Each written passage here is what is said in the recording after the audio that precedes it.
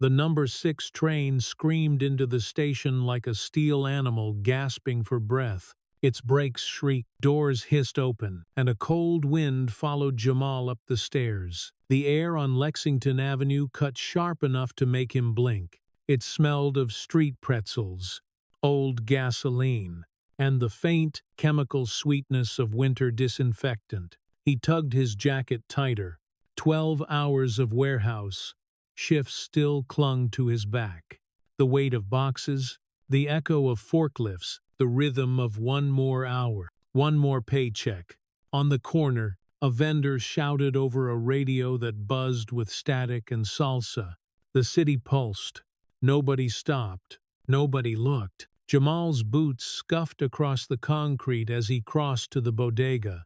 Fluorescent light flickered against metal shelves. He grabbed a white poster board and a small pack of markers. Destiny had a science project, something about the human heart. $13. He slid 2 fives, 3 ones, and a handful of quarters across the counter. When he stepped outside, the wind hit him again, colder this time, the kind that sneaks into your bone. He checked his phone, 8:52 p.m. Joe Arling. Enough time to read Destiny's bedtime story, enough to pretend everything was okay. He turned left and saw her. One hand clutched her chest. Her knees buckled. The sound she made was soft, like paper tearing. Then she was down. The city didn't even flinch. He watched a man in an expensive coat step around her body. A teenage girl raised her phone. Someone muttered, "Dumb," and kept walking. Something inside Jamal snapped tight. The poster board slid from his hand. He was running before he knew it. His boots hit the pavement with a hollow thud-thud. The crowd parted just enough for him to drop to his knees beside the fallen woman. Her skin was pale, her lips turning blue. Her chest barely moved. Jamal's voice came out steady, lower than it felt. "Ma'am, can you hear me? I'm going to help you." "Okay." No answer. He tilted her head back, checked for breath, stacked his hands over her sternum. Then came the sound, the deep, muffled thud of his palms pressing into her chest, the noise of hope and fear colliding. 1, 2, 3. His breath grew short, but he didn't stop. The rhythm of compression filled the space between passing horns and city hum.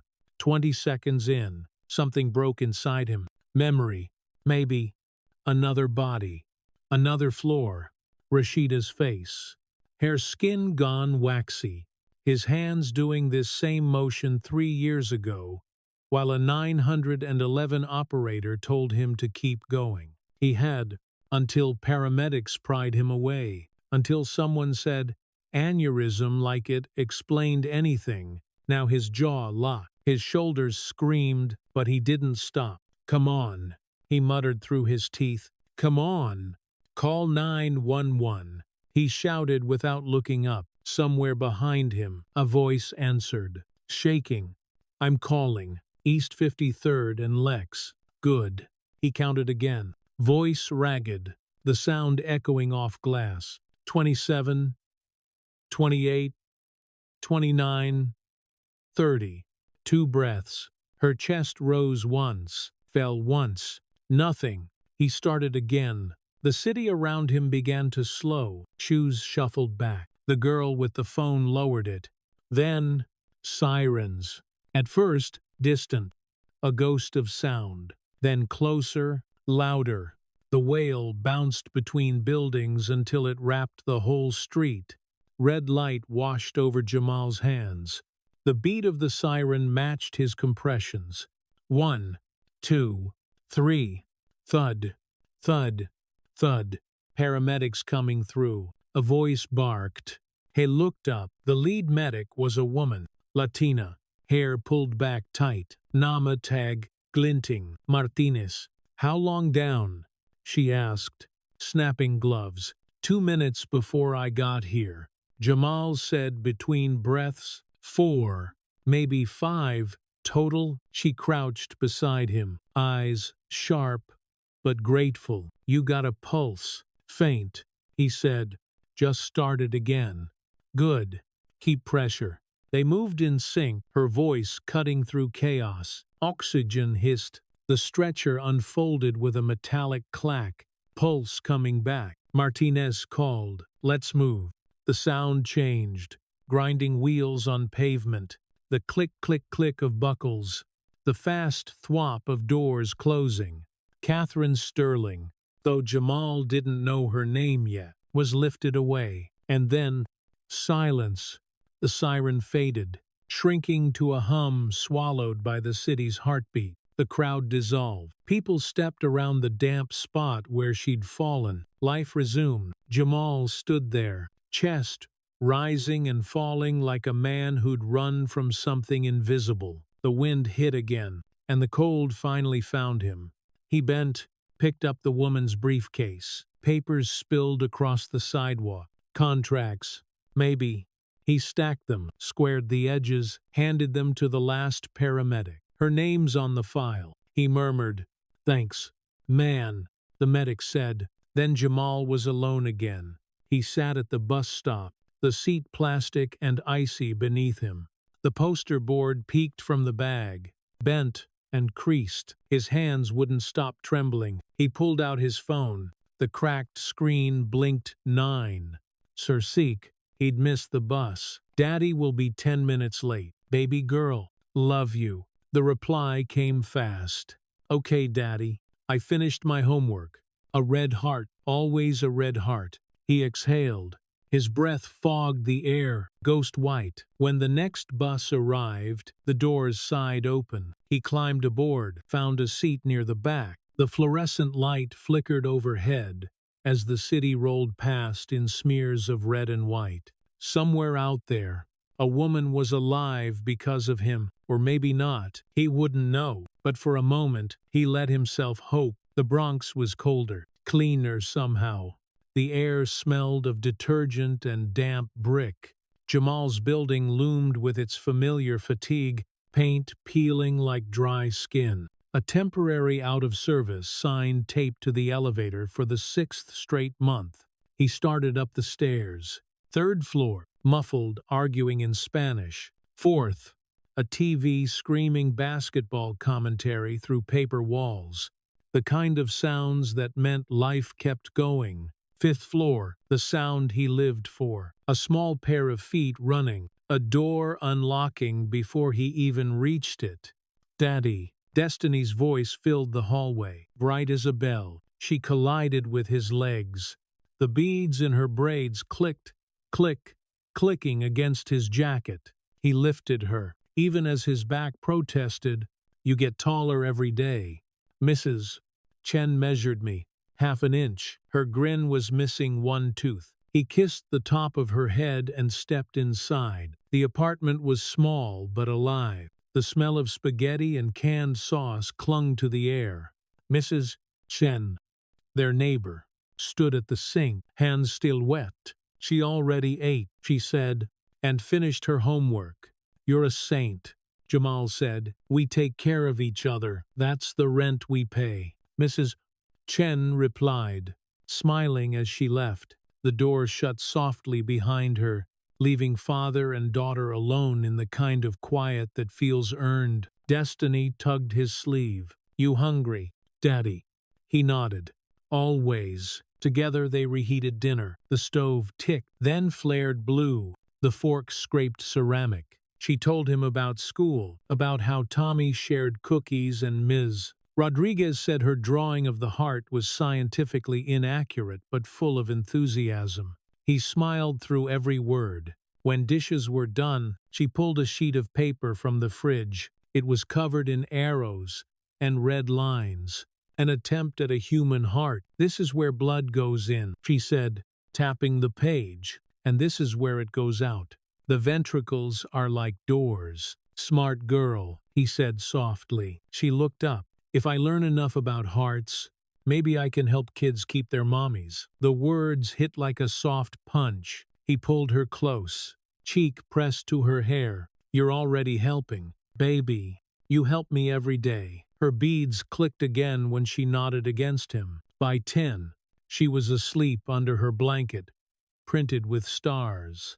He watched her chest rise and fall, steady and calm. Back in the kitchen, he spread the bills across the table. Electric, rent, funeral debt, numbers stacked like accusation. He opened his phone's calculator. The clicks were tiny explosions in the silence. 2,100 in, 2,330 out. A gap that would swallow him soon enough. He closed his eyes, the echo of compressions from earlier still in his bones. 1, 2, 3. The rhythm didn't stop when the heart did. He looked toward the wedding photo on the shelf. Rashida smiling in cheap flowers and sunlight. "I'm trying, baby," he whispered. "I'm still trying." The heater groaned to life, spitting air like a tired sigh. From upstairs, someone's footsteps pounded once, twice, then faded. Jamal turned off the light. In bed, darkness pressed in, but not unkindly. His eyes stayed open a little longer, watching the ceiling shadow shift. The city murmured through the window, sirens far away. A train brake, echoing faintly. He exhaled, a slow, tired breath. Tomorrow, he'd wake at 5:30. He'd race the clock again. Same weight, same world. But tonight, somewhere in a hospital under white lights, a woman was still breathing because he hadn't walked past. He let the thought settle like warmth under the cold. Maybe, he wondered as his eyes closed, that woman is the reason I kept going. Maybe she's the answer I didn't know I was asking for. The heater hissed, the city breathed, and the night held both of them, one in a hospital bed, one in a fifth-floor apartment. Between the living and the trying, the siren did not stop when night did. It rode Jamal's breath. A thin wail tucked under his ribs. Even asleep he kept time, palms remembering the soft, dull thud of compressions, the shaky lift of borrowed air. When gray seeped through the blinds, he woke before the alarm. As if the city had tapped his shoulder, the apartment was hushed except for the radiator's shy whisper and a single pipe clearing its throat behind the wall. He lay still a moment, counting the small comfort of Destiny's breathing through the cracked door. In, out, in, out. A metronome that steadied him better than coffee ever could. He shuffled to the kitchen. The tin gave up the last of its grounds with a dry whisper. Water hissed cold. Then the kettle began its thin, rising note. He set the mug down and slid the stack of bills across the table. Paper answered paper with a flat rasp. Rent, heat, phone, internet for homework. The funeral balance sat on top like a stamped verdict. He opened the calculator on his old phone. The plastic buttons made tiny, urgent clicks that sounded like a heart trying to keep up. 2,100 in after-tax. 2,330 out. If nothing broke and no shoe wore through. That small word short grew fangs when said aloud. The gap felt like a mouth, a soft shuffle in the doorway. Beads clicked against wood. Destiny stood in an oversized shirt. Her hair, a neat constellation of tiny, glossy orbs that made a friendly music when she moved. "Morning, Daddy," she murmured, voice still velvet from sleep. "Morning.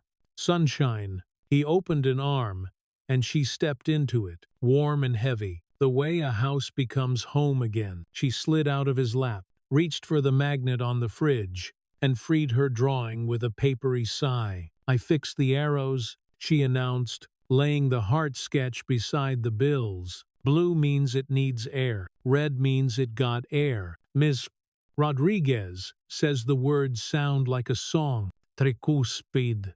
Mitral.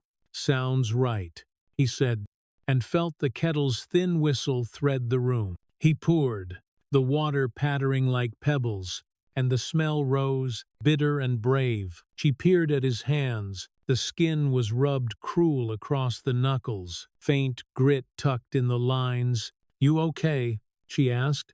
"You look tight." "A lady fell last night," he said, keeping his voice level. I helped till the ambulance came. Like with Mommy, she said it quietly. A bell struck with a soft mallet. Different, he said. Same hands. She nodded, then clicked her beads as she squared her shoulders. We need red and blue markers for the project, and glue, and tape. Tape we can do, he said. Glue soon. She studied him, then set her jaw like a small engineer facing a stubborn bolt. We make a list. Lists make big things smaller.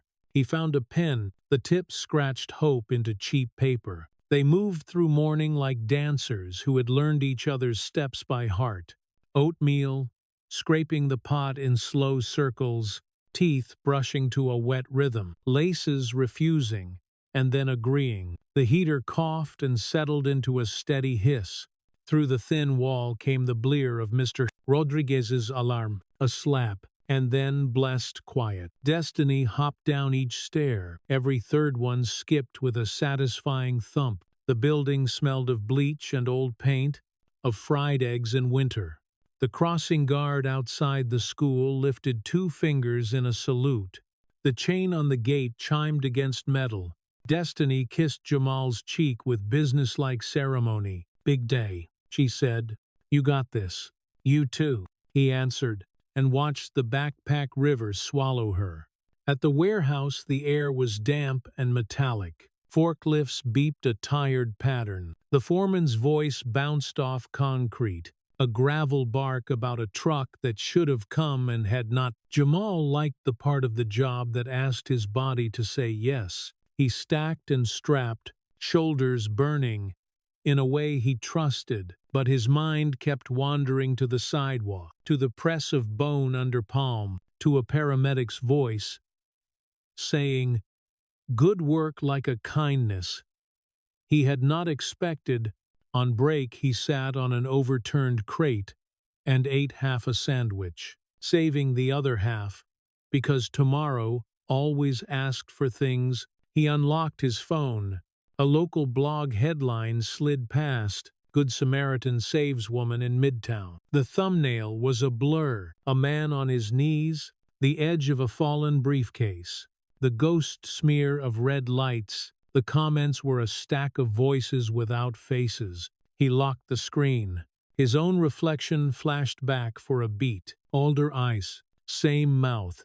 He worked until work gave him nothing else to carry. On the bus north, the engine's low hum matched the remembered count and turned the aisle into a quiet drum. He stared at the window. The city shook itself into the Bronx again. Corner stores and hair-braiding posters, and lives that looked like his and did not. Destiny met him at Mrs. Chen's door with a small bounce. Beads clicked, paper rustled. She had added labels to the drawing. Right, left. Aorta spelled like a brave guess. She chattered as they climbed. Ms.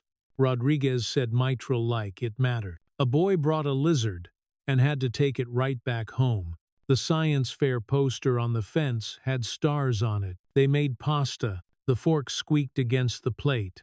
In the lull after plates and before homework, Jamal pulled the bills back out. The calculator clicked like rain that would not quite start. The hole between numbers felt wider than the page could show. He wrote a single line above Destiny's new list. "We will figure it out." Saying it made the room feel half an inch taller. His phone buzzed across the counter. Unknown number. He let it run to voicemail. Old habits. It buzzed again. Insistent. He rinsed sauce from his fingers and answered, "Hello. Is this Jamal Washington?" The voice was smooth, professional, temperature-controlled. It belonged to a glass desk. "Who's calling?" "David Ortega," the man said. "Security for Sterling Tech. We're attempting to identify a civilian responder from last night near Lexington and 53rd. Our understanding is you performed CPR on a woman later transported to Mount Sinai." Jamal watched Destiny draw a tiny arrow through a tiny vein. "I was there," he said carefully. "I helped." "Why?" "Ms. Sterling is recovering, Ortega said. The words were clean. A report recited. Her office would like to extend thanks and confirm contact information for our records. Ms. Sterling, Jamal repeated, the name empty and waited at once. Catherine Sterling, Ortega clarified, as if the name should ring any bell within 100 blocks. I'm glad she's all right. Jamal said, may I send a form? Routine. Sure, he said, and gave the email he checked most. Thank you for your time. Mr. Washington. A polite click ended the call. Destiny had paused, noodles dangling from her fork like ribbons. Everything okay? Someone saying thank you, he said, and sat again. They built the heart model with tape that complained, with patience that did not. The markers bled a little and made the labels look warm. The beads in Destiny's hair clicked their small percussion. Whenever she leaned, she asked him to say the valve names 3 times. Because repeating a hard word turns it into a friend. Bath. Bayamus. The grape sweetness of shampoo like a soft purple cloud. Bedtime story about stars that keep shining long after they fall apart. The book shut with a gentle sound like a secret kept. He whispered, love you, and felt the day unclench. He washed the pot and plates. Water hissed against metal and rang the sink like a bell. He dried his hands on the same towel he always used. Small rituals. Steady ground. He did not know that down on the island, phones were lighting up between floors of glass. In the cardiac care unit, the air was different. Money has a way of making sound sit still. The monitor at Catherine's bedside kept a strict, expensive rhythm. Beep, beep, beep, the oxygen line whispered. The room hummed with the low confidence of machines that had never failed. She woke to that measured choir. Throatraf. Chest. A dull ache bracketed in bandage. The ceiling was white and did not forgive. It took a long breath for memory to settle into a sequence. Sidewalk. Stone. Falling. Hands pressing. A voice counting with calm that did not shake even when the world did. Ms. Sterling. The doctor's voice was warm, practiced. I am Dr. Williams. You are safe. You are at Mount Sinai.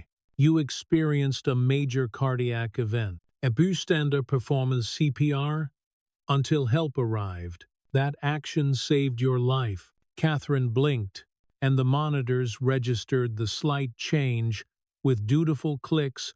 Saved your life. The phrase landed like a check she could not write. I need to thank him, she said, voice hoarse around the dryness. We did not obtain his name in the field. Doctor, Williams said, he left when you were stable. Someone saw something. Catherine said, security footage. Witnesses. Find him. Rest for now. Doctor, Williams said gently, we will ask administration to assist. When the doctor left, Catherine's phone sat heavy and black on the tray. She lifted it, and even that small motion pressed pain through her ribs. She dialed one number. Ortega, came the smooth reply. Car quiet in the background. Find him, she said, the man on the sidewalk. I need a name, a doorbell, whatever it takes. Yes, ma'am, David Ortega said, and the line filled for a moment with the soft, confident purr of a luxury engine idling. He was already moving. The low hush of a driver closing a door answered for him. In that world, silence is curated. The next day, a black sedan slid through Bronx traffic like a dark thought. Its engine murmured. Its tires softened potholes into rumors. At the curb, the sound changed. The city's loudness rushed back in. The lobby breathed dust. The stairwell announced itself in creaks and old echoes. 5 flights spoke the language of worn calves and lived lives. Not yet, not today, but soon that sound would climb to a door with peeling paint and a good lock. Soon, The purr of a car would give way to the careful clatter of a walk-up's bones. Wealth speaking into want, want answering in dignity. Back in apartment 5C, Jamal wrote one more line beneath the list. Destiny had titled Heart Model Supplies. In round, careful letters, it read simply, "We will make a way." He slid the paper under the frame of the wedding photo where Rashida's smile could hold it down. The radiator breathed its thin warmth. Upstairs, someone walked heavy across a bare floor and then stood still, as if listening for a better future. Jamal turned off the kitchen light and let the room go blue. He lay in the dark and counted Destiny's breaths until he could count his own. In, out, in, out. The siren finally loosened its hold. He did not know, this whispered only once for the listener, that the woman he saved was the chief executive of a company tall enough to remap the skyline, and that her gratitude would arrive not as charity in an envelope, but as a door opening where doors had never been offered. The promise tucked beneath the wedding photo held the corner of Destiny's supply list like a paper anchor. "We will make a way," he had written, and the quiet room seemed to stand a little straighter because of it. Jamal rinsed 2 plates and set them in the rack. The sink gave a light ring each time porcelain kissed metal, a thin bell that faded into the radiator's soft breath. He was leaning over Destiny's spelling, tracing the curve of a stubborn letter with his finger, when the block outside shifted its voice. A car slid to the curb with a low feline purr he had only ever heard through headphones in commercials. The engine settled into a hush that sounded expensive. Then it cut, clean as a hand over a mouth. Without that velvet noise, the street rushed in twice as loud. All bus growl and corner chatter and winter wind, squeezing through gaps in old brick. Destiny's beads clicked as she lifted her head. "What?" she whispered, as if sound had ears. "Not sure," he said, though the stairwell answered for him.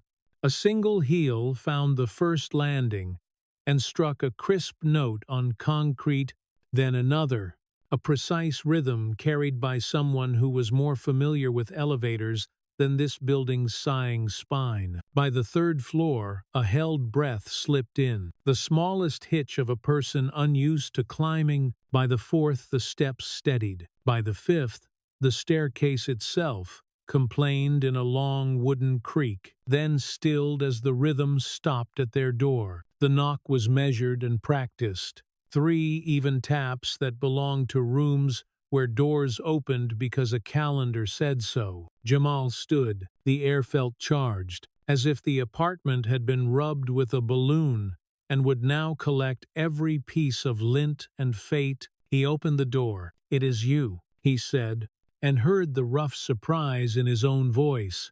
"It is me," she said. The woman from the sidewalk stood in the weeded light of the hallway, upright, gathered, alive, the sharp line of a blazer, the clean gloss of a hospital recovery that cost more than time. A faint weariness marked her breathing, a shadow of the climb, but her gaze was clear. In one hand she held a manila envelope that whispered softly against her palm when she shifted it. "I am Catherine Sterling," she said. "You saved my life last Tuesday." The name landed with the small weight of a card pressed into a palm. It matched the phone call and made it real. Destiny slid to Jamal's side, her eyes wide. "Daddy, that is the lady," she announced, her voice sparkling with the wonder of a story suddenly walking into the room. "The one you helped." Catherine's mouth softened. "May I come in for a moment?" she asked. Jamal stepped back. The hallway's gray light crossed into the apartment and met warm lamplight, the 2 colors rubbing together until both were true. Catherine entered and let the room speak to her.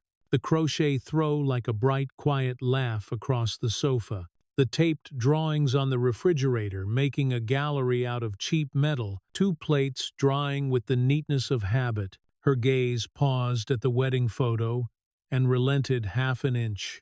"Water," Jamal said automatically, already reaching for a glass, because hospitality was a muscle he used without thinking. "We have water," Destiny observed earnestly. "Or water?" Catherine laughed, the sound brief and honest, as if the building itself had surprised her. "Water is perfect," she said. The tap hissed and slowed. Jamal watched himself check the glass for cloud. A reflex born from a dozen old pipes. He set it down. Catherine placed the manila envelope on the table. The paper gave a dry, papery whisper, and then her fingers parted the flap. Inside, bank bands showed their pale bellies. The room tightened. "This is $50,000, she said.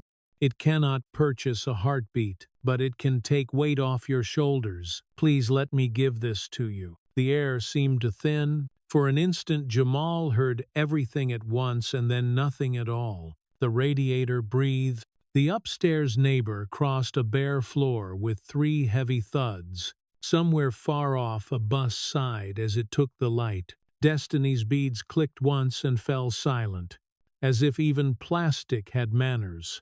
He could feel his palms remembering the compressions, the way a sternum gives and then pushes back, the way a pulse returns like a shy child slipping into a room.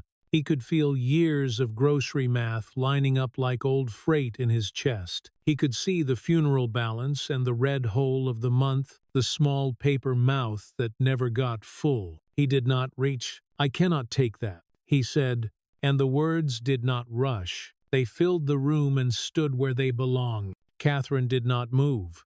Her breath came measured and professional.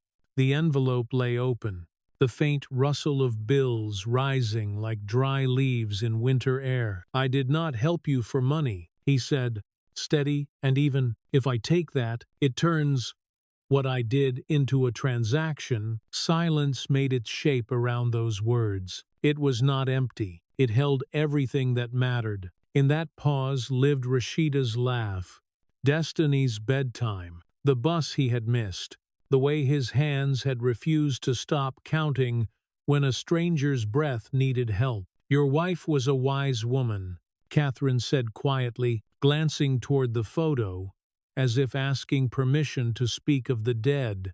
Jamal nodded. "Are you a movie star?" Destiny asked with pure gravity, as if she might simply be naming the category of person who brings envelope only at board meetings. Catherine said. The joke came with truth tucked inside. She crouched until she and Destiny were eye to eye. "And what is your name?" "Destiny Washington, 9 years old. 4th grade." Came the recital. "I got an A on my science heart plan." "A heart," Catherine repeated, and the word rang softly in the room like a chord. "May I see?" Destiny pulled the poster forward and launched into her explanation, the little blue and red arrows becoming bridges of air and hope. Her pencil scratched when she corrected a label, a papery song, and her beads clicked a bright counterpoint. Each time she leaned, Catherine listened with the kind of attention usually reserved for people who sign things. When Destiny finished, Catherine stood, her voice turned back toward business. But some of the armor had slipped. "Jamal," she said, and his name sounded like a hand set gently on a table. "I am alive because you made a choice. You have made another one now. I respect that. The cash stays where it is. But I am not leaving without giving you something you can accept." Jamal braced, because refusing once was a spine. Refusing twice might be a new kind of pride. Catherine reached inside her blazer. The card she placed on the table was heavy and cold, with letters raised enough to feel with a thumb. "If you ever need anything," she said, "and I mean anything, call me.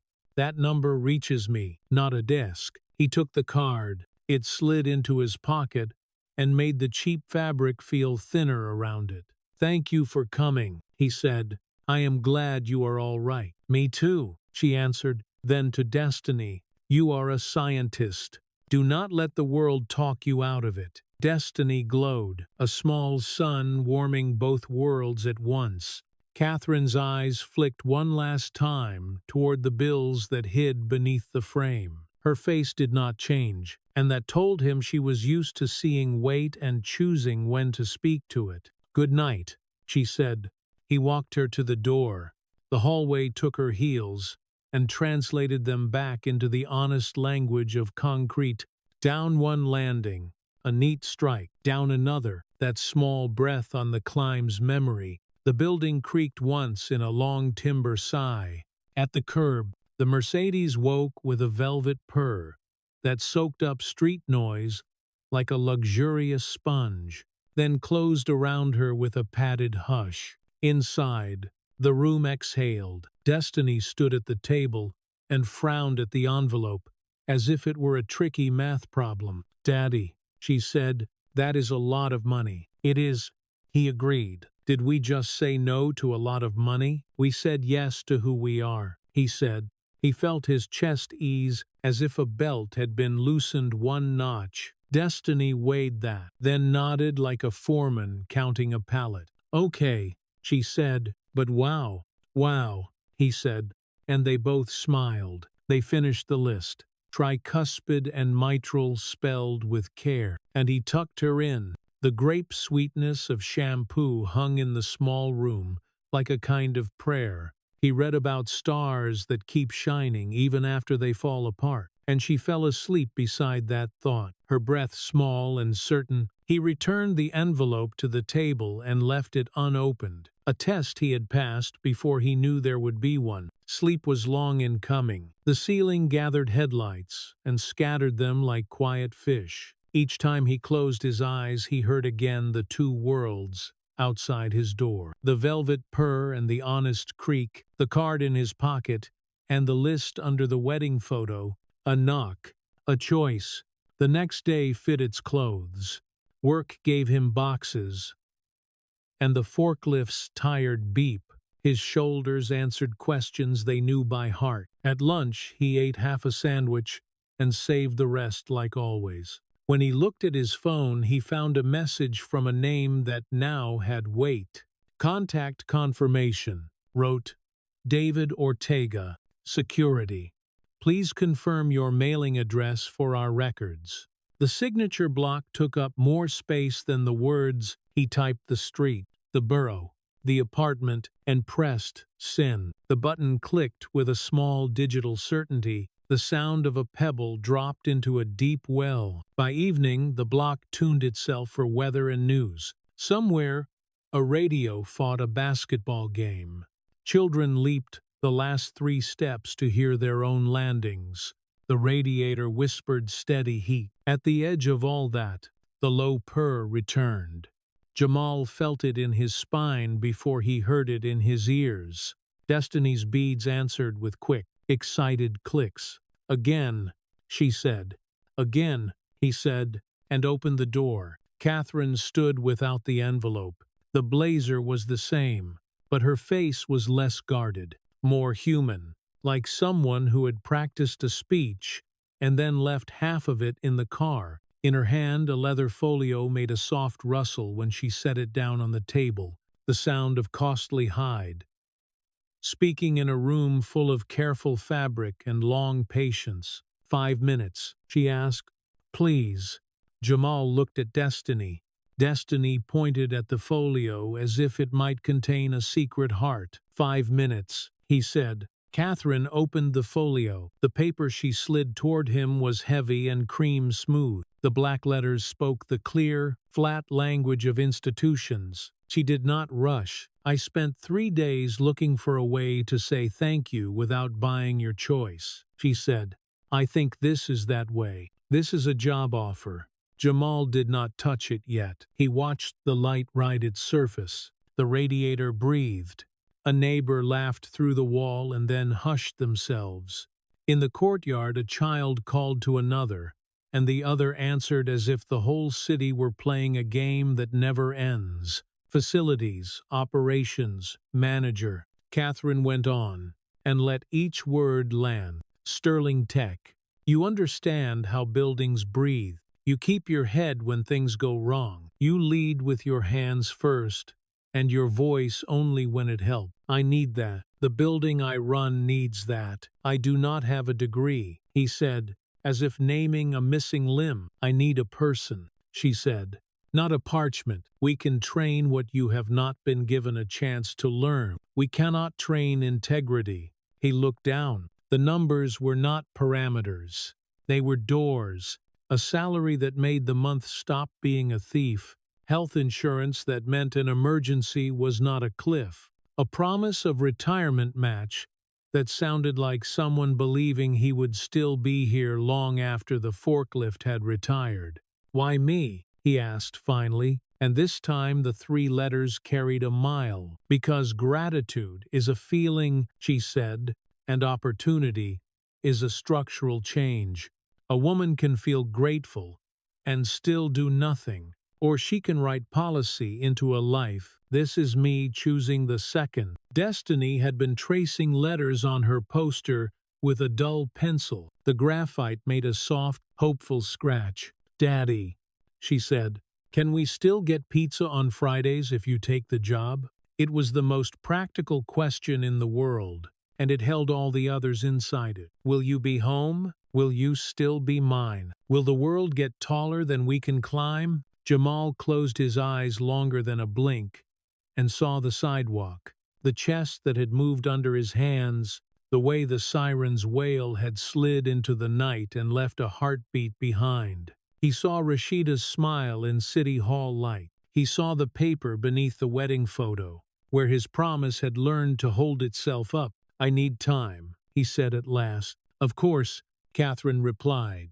A week. Call the number you have. It reaches me, not an assistant. She set a pen beside the offer but did not push. At the door she paused, looking once more at the room that would always be itself. For what it is worth, she said, I would like to meet Destiny properly when this is not about a pitch.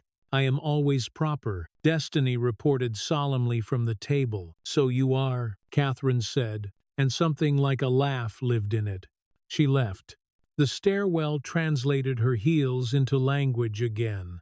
The car answered with its velvet purr, and then sealed shut with a soft, padded sound that made the hall feel suddenly larger and more honest. The apartment waited with him. He picked up the paper at last. It was heavier than any bill he had ever held. Destiny watched his face like it was a weather report.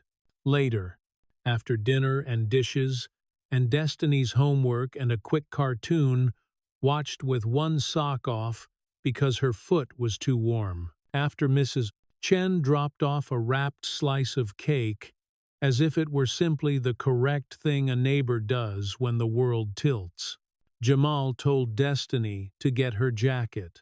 They rode the train to the end of the line and then walked past stone and grass to the small square of earth that had changed everything. The cemetery was quiet in the way city quiet is, with a distant river of cars and leaf chatter in the big oaks, and the small scrape of a bird somewhere working at a twig. Jamal knelt. Destiny knelt beside him and set yellow roses with both hands. Hello, Mommy, she said. We brought your favorites. He unfolded a piece of notebook paper with a crease down the middle. Destiny's handwriting marched across it in careful line. Reasons Daddy should take the job. More food and less worry. A bigger apartment, so our neighbors' feet do not live in our ceiling. Health insurance, so I do not see that scared look on your face in emergency room. Daddy will not be so tired, and I can have pizza on Fridays. I can go on the field trip without making a face about the money. Daddy deserves something good. Mommy would be proud. The words blurred and then cleared. Jamal set the list on the stone and smoothed it with his palm. Rashida, he said, and the name was a breath. I love you. I will always love you. You taught me what love is. You taught me to be brave even when brave feels like a thin rope over a drop. I do not want to move on, and I do not want to stay frozen. I want to carry you into what comes next. The oak above them moved, a soft hand through green. A single leaf let go and drifted down and came to rest against the roses. Destiny's beads clicked once as she looked up. "Mommy says yes," she whispered with the certainty of children who know more than adults think. On the train back, the car hummed a steady note. Destiny's head found his shoulder and stayed. At home, the apartment took them back like a familiar coat. He tucked Destiny in. She yawned a little roar and said, "Read the star part, the one about how light keeps traveling." And he did. And she slept. Jamal sat at the kitchen table with the offer and the card and the list. He took the phone from his pocket. The plastic was warm from his palm. He typed a message without stopping to rethink every word. "Miss Sterling, this is Jamal Washington. If the offer stands, I would like to accept. When may I start?" His thumb hovered over the send space for the length of 2 breaths. Then he pressed. The tiny sound the phone made was decisive and small, like a bead clicking into place. In his head, not on any speaker, a line of music unspooled. Nothing grand, just a light, hopeful chord. The ear invents when a door opens and the room smells new. He set the phone down. The radiator breathed. Upstairs the neighbor crossed once, then stopped as if to listen. Jamal looked at the wedding photo, at the list with its brave, plain sentences, at the corner of paper, tucked beneath a frame that had been holding the month down all this time. "We will make a way," he had written. He whispered it again, and this time the words did not feel like a dare. They felt like a beginning. Morning arrived like a quiet yes. Jamal stood at the sink and let cold water run over his wrists until sleep slid away. In the mirror he found a man in a suit that remembered grief and did not quite fit his new breath. The tie fought him until Destiny padded in, beads ticking a bright patience. "You are doing it wrong," she said, with the calm of someone who had been taught carefully and had listened over and under and through. "Then pull." Her small fingers worked the silk, snug and neat, a soft knock of fingernails against the knot when she patted it finished. "Today is important," he said. "Very," she answered, and squared his collar like a captain setting a sail. "You look like the boss of wires." Breakfast was toast that tried to be brave, and eggs that did not argue. At the door, Mrs. Chen took Destiny's backpack, promised to review the science labels one more time, and squeezed Jamal's forearm with a steadiness that felt like a permission slip. Destiny hugged him a breath longer than usual. "You have got this," she murmured into his jacket. "And if they are rude, be kind but not soft." He laughed, and the laugh straightened itself into readiness.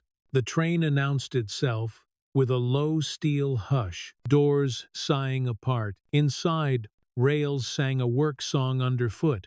Jamal watched his reflection slide over black tunnel glass, a faint ghost with a firmer jaw. Somewhere at the far end of the car, a radio leaked a thread of salsa through a pocket, the same shy rhythm he had heard on the night that changed everything. He let that sound hook the memory, and then let both go, like a fisherman who loves the river more than the catch. The building rose from the avenue like a statement that did not need to raise its voice. Glass held the morning and gave it back in sheets.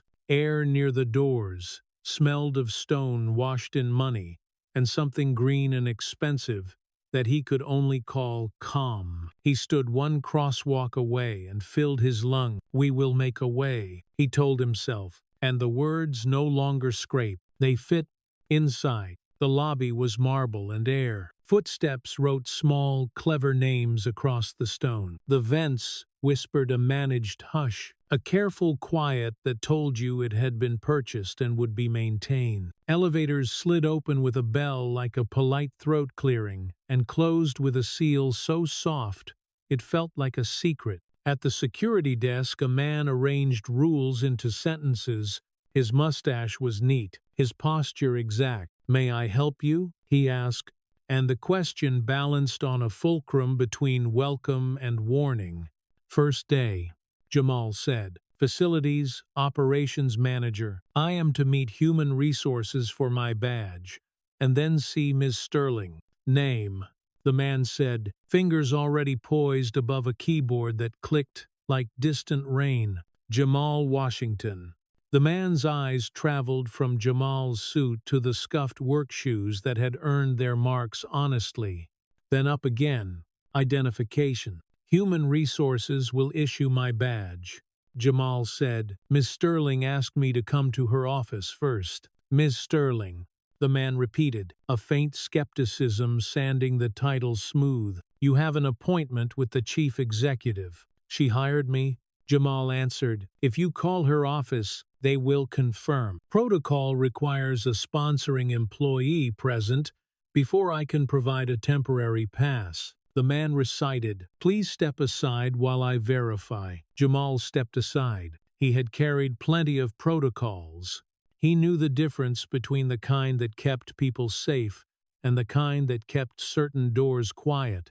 The lobby performed around him. The heel clicks of women who moved like they knew the price of their time, the muted conversation of men whose cologne colors cost more than groceries, the breath of warm compressors, far behind the marble singing a low-held note. The elevator bell chimed again. Heels approached with a cadence the lobby respected. Catherine crossed the floor, her pace smooth, her breathing almost even though the stairwell memory still lived faintly at her ribs. She did not raise her voice. Robert, she said, and the name landed like a small bell on felt. Mr. Washington is with me. Please have Human Resources bring his credentials to my office. Yes, Miss Sterling. The man answered, mustache straightening with his spine. Mi apologies. Mr. Washington. Protocol. You understand. Protocol. Jamal said, and meant it. He had no interest in winning a hallway. The elevator took them up on a ribbon of air. The ride hummed with precision, a soft glide that felt like the absence of friction. It made a sound not of machinery, but of a decision made a long time ago to remove noise from the day. Catherine turned to him in that measured hush. I am sorry for the welcome, she said. Not your fault, he said. He is doing his job. He was also telling a story that does not belong to you, she replied, voice even. It will not happen again. The executive floor opened like a filmed scene. Light poured across glass. Carpets negotiated with footsteps until footsteps agreed to be quiet. The air carried a breath of living green from a row of plants that looked like a calm forest behind glass. Jennifer greeted them with a smile that belonged on a good day. Water or coffee? She asked. The espresso here is better than belief. Water, Jamal said. He did not trust his stomach with more. They toured the building, and the building answered with curated silence. The lounge held a refrigerator that closed with a dignified hush, and an espresso machine that whispered pressure and steam. A pleasant breath more than a noise. The gym hummed with belts and quiet motors built to pretend effort did not hurt. The green roof rustled a polite answer as the wind arrived.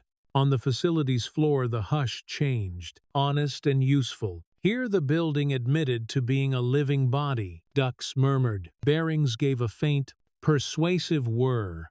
Tools settled in drawers, with a small, proud clack. The air smelled faintly of metal and clean dust and oil. The good kind. The kind that keeps faith with moving parts. Catherine opened a door onto a room with a window big enough to hold a piece of sky. This is your office, she said, and the sentence warmed the wood grain. A plant waited in the corner like a quiet witness. A laptop sat closed and ready, the lid whispering new when he lifted it and lowered it again. Not yet. Your team is down the hall, she said. The people who keep the bones steady and the blood moving, come meet them. In the conference room, whiteboard markers had already drawn a map of responsibility. They shook hands. Brad wore a tan that looked like weekends on courteous grass. Lisa's eyes took the measure of everything and offered a small nod to what held. Tom's quiet felt like a locked cabinet that only opened for the right question. Rachel's smile suggested that even time obeyed her calendar. David, from compliance, arrived late with a stack of folders that sighed against each other. The paper, making that low sift sound that says we will get through this once we read all of it. Everyone, Catherine said, this is Mr. Jamal Washington, our new facilities operations manager. Jamal, this is your team. They will keep you honest and make you brilliant if you let them, not always in that order. Welcome, said Rachel, bright and sincere. Lisa offered her hand with the steadiness of a signed contract. Tom nodded a gravity that felt like respect, borrowed on credit, and paid back quickly. David saluted with a folder and sat. Brad leaned back in his chair and laced his fingers behind his head, a posture that made room for a test. So, Jamal, how many years of facilities management do you have? None, Jamal said, and watched the eyebrows rise like shades. But I have many years of listening to buildings breathe. I know how freight talks when it is loaded wrong, and how a pump lies when it is tired, and how a team moves when a deadline runs hard. I am here to learn how this body works and keep it from coughing. Catherine's mouth made a small shape that might have been approval. We have enough people who can recite acronyms, she said. I hired someone who can hear a stuck valve from down the hall. Brad's smile thinned, but he let it go. After, people drifted outward in small constellations toward salads and soups with names like weather. Invitations passed near Jamal without landing. In his office, he unwrapped a peanut butter sandwich that had carried him across months, pressed its triangles together, and took a bite that tasted like doing what must be done. Through the glass, he watched pairs and trios negotiate an elevator, shoes whispering over carpet. He touched two fingers to the window and felt the faint vibration of a building at work beneath the managed hush, a deeper hymn, fans, pumps, the low, unshowy fidelity of systems keeping promises. Human resources arrived with a badge still warm from the printer. The plastic clicked when they activated it, a crisp note that felt like a lock deciding to open. The photo showed a man in a suit that almost fit and eyes that did. Welcome, Jennifer said, fastening the clip with a bright little snap that called itself official. He set the badge on the desk and let it glow in the lamplight. A small rectangle of belonging, logs came, and schematics, and a map that might have been an X-ray of a giant chest. He read the drawings like a second language, eyes moving from line to line until lines became pipes, and those pipes became corridors for breath. Mid-afternoon, his phone chirped with a tone he did not know. Lisa's voice arrived tight as piano wire. The floor above the legal team just went hot, she said. The air cut out. We called the contractor. Tomorrow morning at best. People are writing emails with fire in them. Brad says open a ticket and put a fan in the conference room. Show me the mechanical room, Jamal said, already rolling his sleeves. On the way, he passed an espresso machine, sighing like a trained animal, turned a corner where the carpet whispered manners, and shouldered into the service stairwell where metal steps told the truth in clear notes. The mechanical room's air sat heavy and unmoving. Somewhere, a belt complained in a low, tired moan. He put his ear near a duct and listened for the grammar of the trouble. Then he laid his palm on a pipe and read the temperature with the skin of his hand, the way he had learned on nights when speed mattered. There, he said quietly, as if not to shame the machine, and climbed to a row of stubborn wheels that had not been loved lately. Hand me a wrench, he said. The metal kissed his palm with a sure, cool weight. He set it on the square of a valve and leaned, not to win, but to coax. The first motion stuck. He breathed out slow, found the line between force and respect, and eased. The wheel yielded a quarter turn, with a soft groan that felt like a long sigh in a tired chest. Another small turn, then another. Air shifted around them. A hush stirred into motion. From the ceiling vents came the redeeming hush of cold beginning again. A braid of wind through metal grills, the sound of relief. On the office floor above, voices blurred from complaint to surprise. Lisa's breath came back with a laugh tucked in. "I could kiss that valve," she said into the radio, and then caught herself. "Or maybe I will just buy it a calendar. Schedule quarterly checks," Jamal said, wiping his hands on a rag that left an honest smear. "A little oil and a little attention, and it will not feel forgot." Back in his office, an email arrived from the manager of the newly cooled floor, the words "neat" and "grateful." He answered with a sentence about preventive checks and pressed send. The keyboard's click felt like a tool put away in its place. Catherine appeared at the doorway. Her eyes went to the dust on his cuffs, the faint dark streak across one sleeve, then up to his face. "See," she said. "The building already likes you. It talks back," he said, and she smiled the kind of smile that says, "You picked the right door to walk through." Late in the day, Brad paused in the threshold, knuckles tapping the frame twice. "Not quite a knock. About earlier," he said, voice stripped of bravado. "I was testing you. You held the wrench, and you held the room." Jamal shrugged lightly. "You were doing your job," he said. He meant it. Brad nodded once, something easier in his shoulders. "We are grabbing burgers on Friday," he said. "Kids are welcome. Bring your daughter. She already knows more about ducks than some vendors." "We will see," Jamal said, which in his mouth meant a careful yes. The elevator hummed him back to the lobby. The managed hush softened to marble echo. At the desk, Robert cleared his throat. "A small ceremony. Mr. Washington," he said, and the words carried new respect. "Welcome."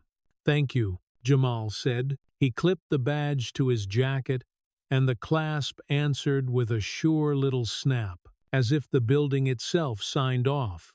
Outside, the avenue breathed evening. A bus exhaled. Shoes whispered. Somewhere a razor scraped against a curbstone. The old city sound he knew. A grit whisper that pulled the two worlds together for a second. On the train, the rails sang, and someone's pocket radio found salsa again. A faint, bright thread. He texted Destiny with a thumb that felt steadier than morning. "First day done. Fixed a thing. You were right." Her answer arrived at once. "I told you. Pizza, please." At home, Destiny barreled into him, beads chattering a happy drum. "Did you boss the wires?" she asked. "I bossed a valve," he said. "Close enough." She ruled, and took his hand like they were crossing a river. When she slept, he set his new badge beneath the wedding photo beside the old promise folded under glass. The plastic rectangle caught lamplight and threw a small, bright shape onto the wood. The radiator gave a soft, friendly rattle and settled into its night hum. Upstairs, a neighbor crossed their floor. 3 patient steps and then quiet. The city beyond the window breathed a broad, low chord, marble and air, metal and breath, managed hush and honest noise. 2 worlds. One man learning to speak both. He leaned back in the kitchen chair and closed his eyes. The building's lungs, the train's rails, the faint salsa in a stranger's pocket, his daughter's beads, the click of a badge, the sigh of a valve remembering how to open. The sounds braided themselves into a promise he could keep. Tomorrow would ask again. He could hear himself answering. By the second week, Jamal moved through sterling tech like a man learning a new instrument. Upstairs, the executive floors held their managed hush, a silence curated and expensive. The elevator sang a smooth, exact glide, doors sealed with a soft breath, that sounded like money tidying its cuffs. Air carried sandalwood and filtered ozone, the scent of calm someone had purchased and then scheduled. Downstairs, facilities spoke in the older language he trusted. Tools clicked and clacked. Fans kept a low drone, steady as a pulse. Ducts sighed, and steel gave honest complaints when a bearing wanted love. Between those worlds, Jamal translated. His steps learned the marble's whisper and the concrete's heavy truth. A note from Jennifer waited on his desk, paper crisp and to the point. Ms. Sterling requests your presence in Conference 3B at 9 sharp. He expected a maintenance check or an introduction circuit. Instead, the room met him with cool coffee, colder glass, and voices shaped by control. Catherine stood near the window, David Ortega beside her, and a third man whose suit wore the dry patience of a lawyer. The executive silence amplified small things. The faint swish of Catherine's jacket lining, the airtight hum of the climate system. Apen settling on locker. Catherine's gaze found him. Jamal. Good. We were discussing a systems report you flagged. The access log, he said. One of the lower server rooms shows after hours entry. I thought it was a maintenance sync. It was not, David said, tablet glowing in his hands. Deactivated badge. Middle of the night. Someone pulled half an hour of internal footage from a backup drive. A thread of cold ran his spine. Footage of what? We do not know yet, Catherine said. Her tone was level, but urgency lived just under it like a taut string. Whoever it was gained admin privileges long enough to copy and clean. The log you caught is the only footprint we can see. Silence laid itself on the table. It had weight, and it looked good doing it. We keep this internal, David said. IT is sweeping the network. I need facilities to map access points, motion sensors, maintenance windows. You know the bones best. Jamal nodded. I will help. You think we are dealing with a breach? I think someone inside wants leverage, Catherine said, until we know who. We do not feed the rumor mill. The meeting dissolved, but the tension stayed in the air like static.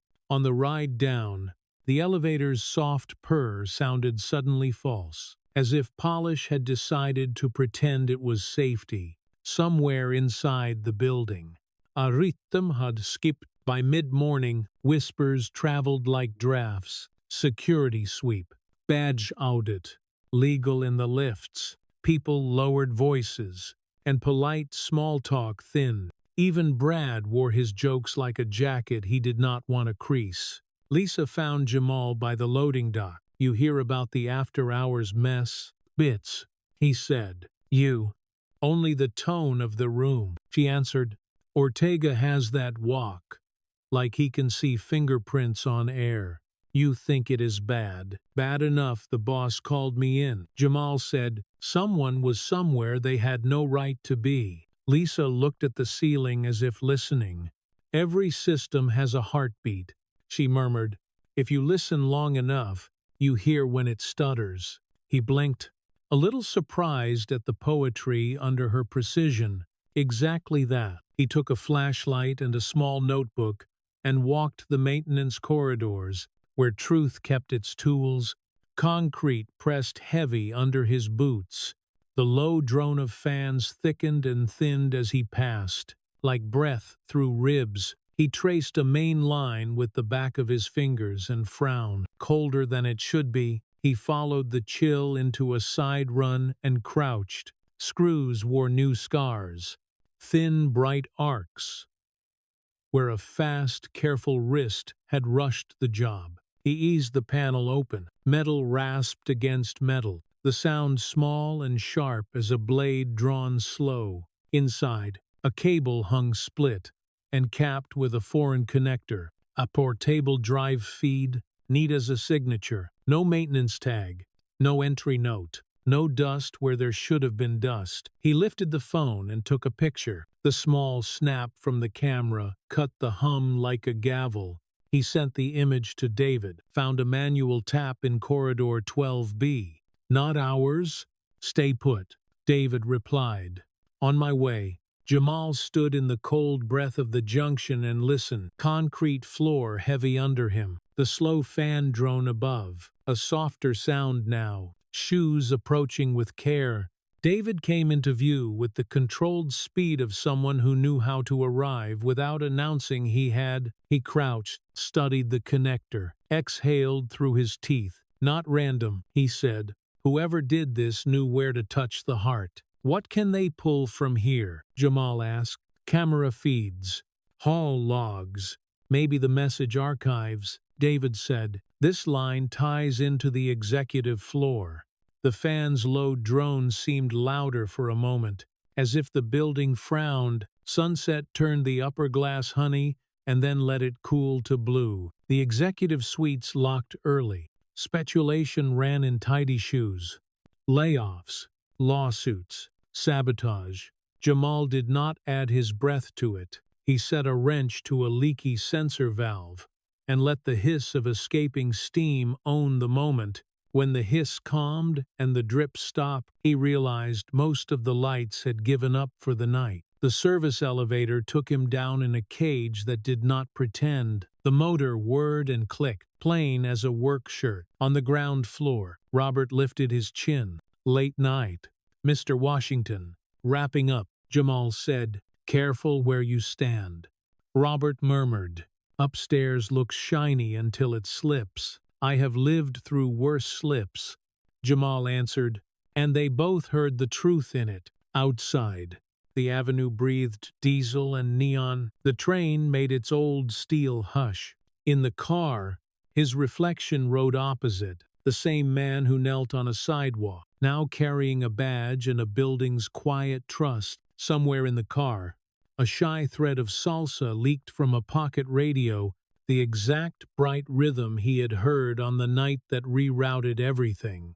The universe kept a private playlist. At home, destiny slept sideways. Beads scattered like little planets. He covered her, smoothed a braid, and stood a while on the kitchen table. His badge caught lamplight and blinked once against the glass of the wedding photo. One red glint, then still. He did not remember leaving it there. He turned it face down. Not superstitious, just particular. Morning called him back. Catherine's voice on the line was clipped and controlled. "We found more." When he reached her office, David already had the wall screen frozen on a frame. Basement corridor. Same panel he had opened. The time stamp in clean block letters at the bottom. A figure in maintenance gray. Cap low. Face turned from the camera, broad through the shoulders, movements slow and deliberate, like someone who knew how weight worked. "Can you identify him?" Catherine asked. "Not from this," Jamal said. "Not one of my regulars. Moves like someone who lifts the world for a living." "No prints," David said. "No dust disturbed except what they wanted us to see. Clean work." Catherine's eyes were steady and sharp. "I need the rest," she said to Jamal, quietly. "You think this is about you?" he said. It felt less like a question and more like a ledger line. "I think it is about control," she said, "and my name happens to be the easiest way to ransom this place." Night again, and the building wore its true voice. Fawn breathed. Boards ticked. Somewhere far off a pump gave a single tired cough and settled. Jamal walked the back vanes with a light and a pencil. He marked screws that shone too bright, wires that ran too warm, doors that did not sit right in their frames. In a narrow run, he heard the tiny mechanical blink of a sensor's diode, a red eyelash opening and closing in the dark. Then a softer sound, almost nothing, like a camera shutter deciding to keep a secret. His phone chirped. Not the cheerful ping of a reminder, but a short, serious note he had set for emergencies, a message from a number he did not know. "Stop looking where you do not belong. Some systems were not built for you." He let the words throb in the dim light. He heard the building hum around him, steady and old, and the hum felt like company. He raised the phone, took a picture of the screen, the crisp snap once again cutting the drone, then saved the shot in a locked folder he had created for receipts that might one day matter. He powered the phone down, not fear, preparation. Dawn smeared a pale line across the lowest edge of the glass. The city drew breath. Jamal slid the badge into his pocket and felt the plastic warm under his palm.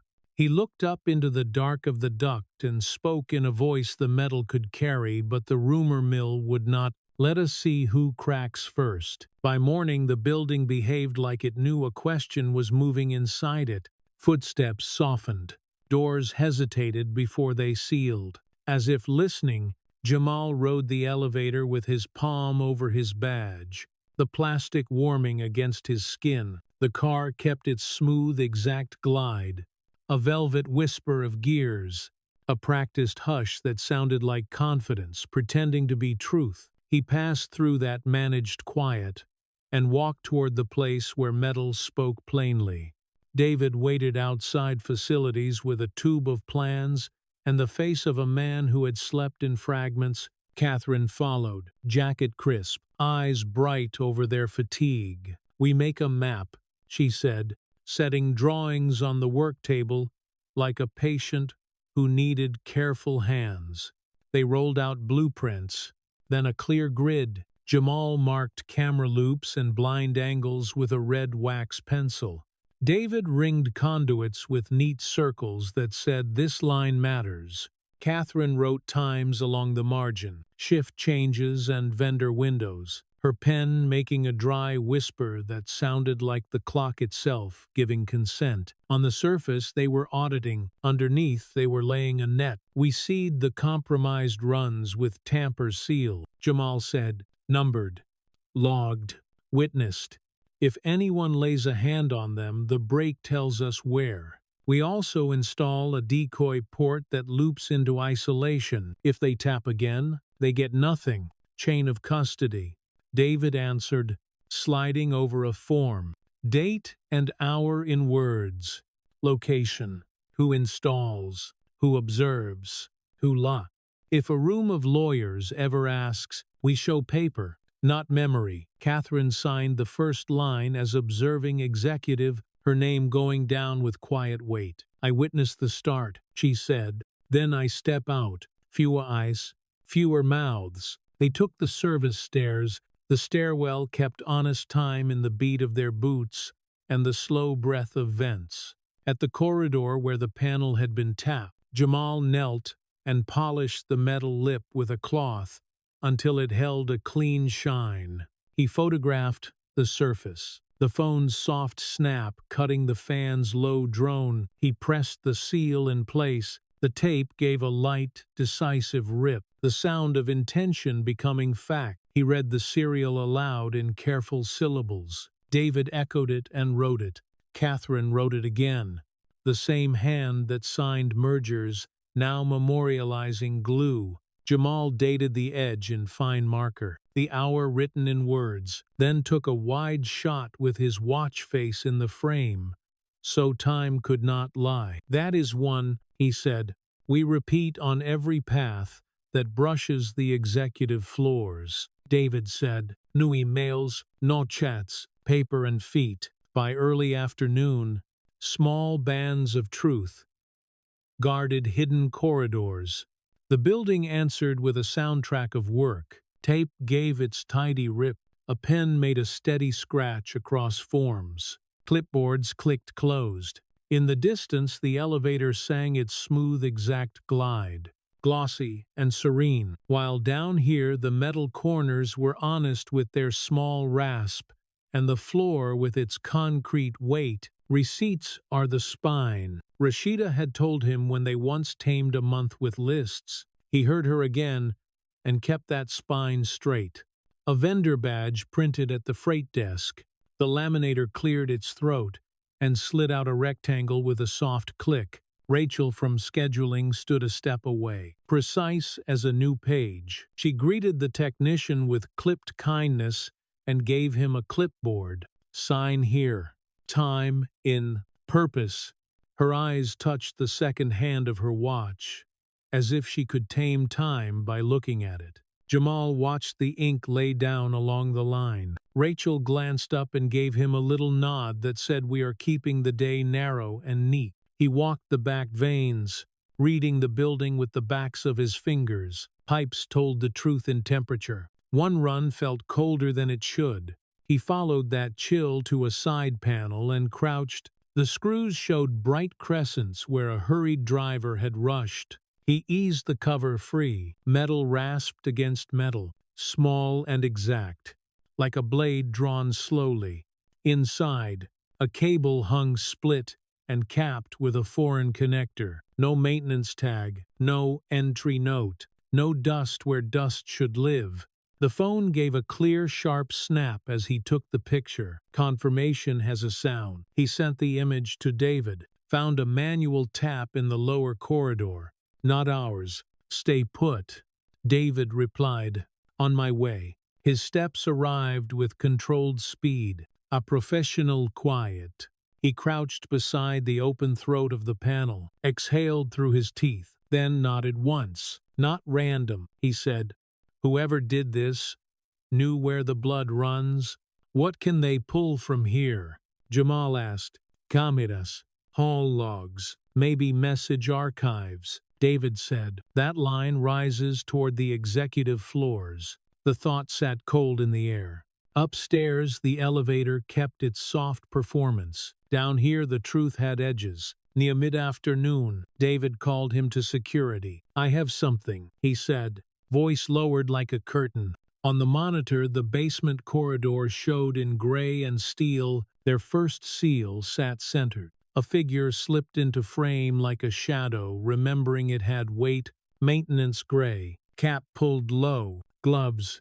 The gloved hand hovered a hair above the seal. It read, it weighed, it did not touch. The head turned a fraction, not to the camera but to the air, a listener. Then the figure withdrew the way it had come. They let the silence stand a beat before anyone spoke. "Cautious or warned," Catherine said from the doorway. She folded her arms as if to keep heat where she needed it. "Either they feel us here, or they respect procedure, or both," Jamal said. He leaned in, eyes hunting the details posture could not hide. The brim shadowed features, the jacket hung loose. At the panel's brushed edge, a tiny reflection glinted, a sliver of wrist. A square watch face, with a small chip in one corner. He stilled the frame, breathed, and felt the quiet click of a piece landing. He photographed the screen and the room wrote another snap into their record. "We stay in front of this," Catherine said, and there was no speech in it, only decision. "We do not run." Later, a message arrived in Jamal's inbox that wore a plain shirt. "Facilities, audit. Review. Attached. Please confirm." He hovered, did not open. The file name carried a double mask, the kind their training had warned about. He took a screenshot, noted the sent hour in words, then walked it on paper to David. The printer muttered a page. A red stamp came down with a gentle thud. "Received." Two initials nested in the corner. One time, one room. Two names. Evening laid glass into ink. Jamal brought Destiny to his office. The lobby's marble turned her sneakers into polite echoes. In his chair, she opened her book and traced a heart with one finger, beads in her hair ticking softly when she leaned in. "Mr. Brad, what does that letter's word stand for?" she asked when Brad dropped a binder. "Heating and ventilation and air conditioning," Brad said, voice simpler than usual. He looked down the hall, then back, and managed a small, steady smile. "Good to see you both," he said. Catherine texted as the skyline thinned into outline. "Staying late, deck locked. If you are downstairs, do not go alone." Command braided with care. Jamal answered with a single word that lived between yes and promise.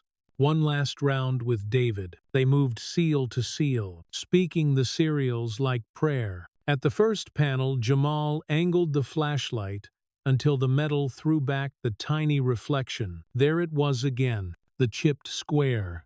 Distinctive, David said, pushing the contrast gently. Not the common brand here. If we catch that face again, we ask the right wrists. Progress, Catherine said, her heels making 3 measured notes in the corridor. She did not celebrate. She placed the new piece down with the weight it deserved. They split the night. David returned to his glass control room. Catherine climbed into the quiet where the skyline kept company. Jamal and Destiny rode the train under the old steel lullaby.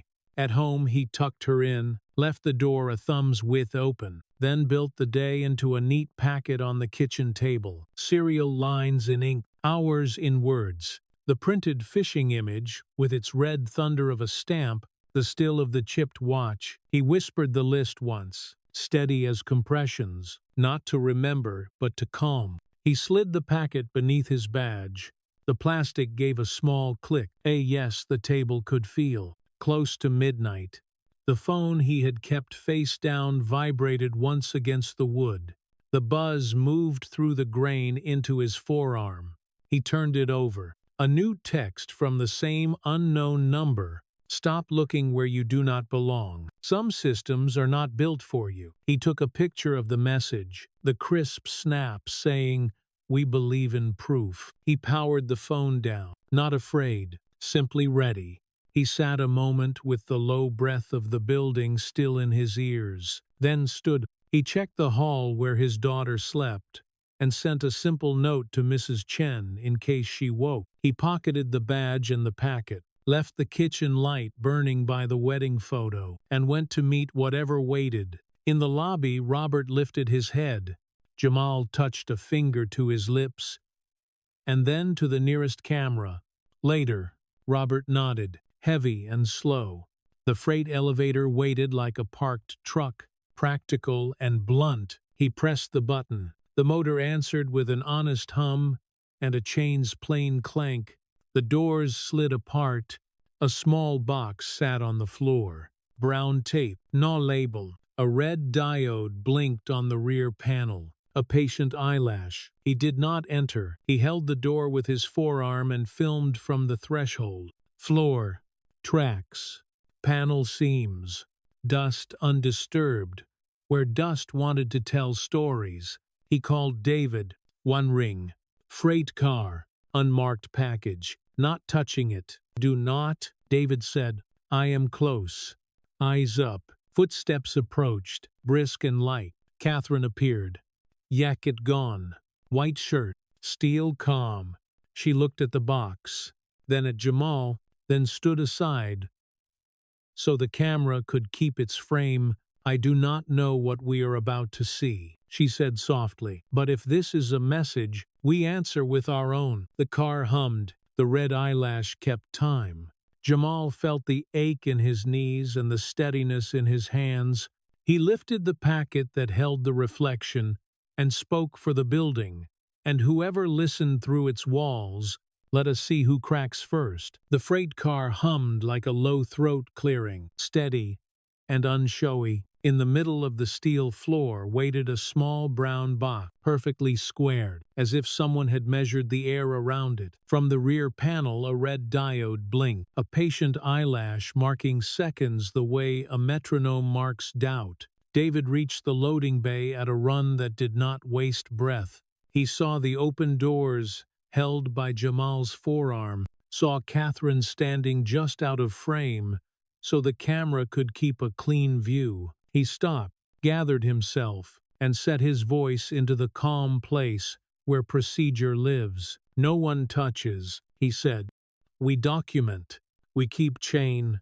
Catherine nodded once, neither toward the danger nor away from it. Jamal steadied the phone so the shot included floor seams, door tracks, the harmless blink of red. He said the hour out loud in plain words, like a timestamp you could hear. The car's hum answered, deep and sure. David circled wide, eyes on the dust along the tracks, the corners where memory collects. No scrape marks, he murmured. Someone placed it. No drag. He knelt at the threshold and unrolled two transparent evidence sleeves. The plastic whispered with a dry sibilance that sounded like discipline. "Chain of custody begins," he said, and Catherine wrote the same words on a fresh incident sheet, the pen making a measured scratch that could have been a clock.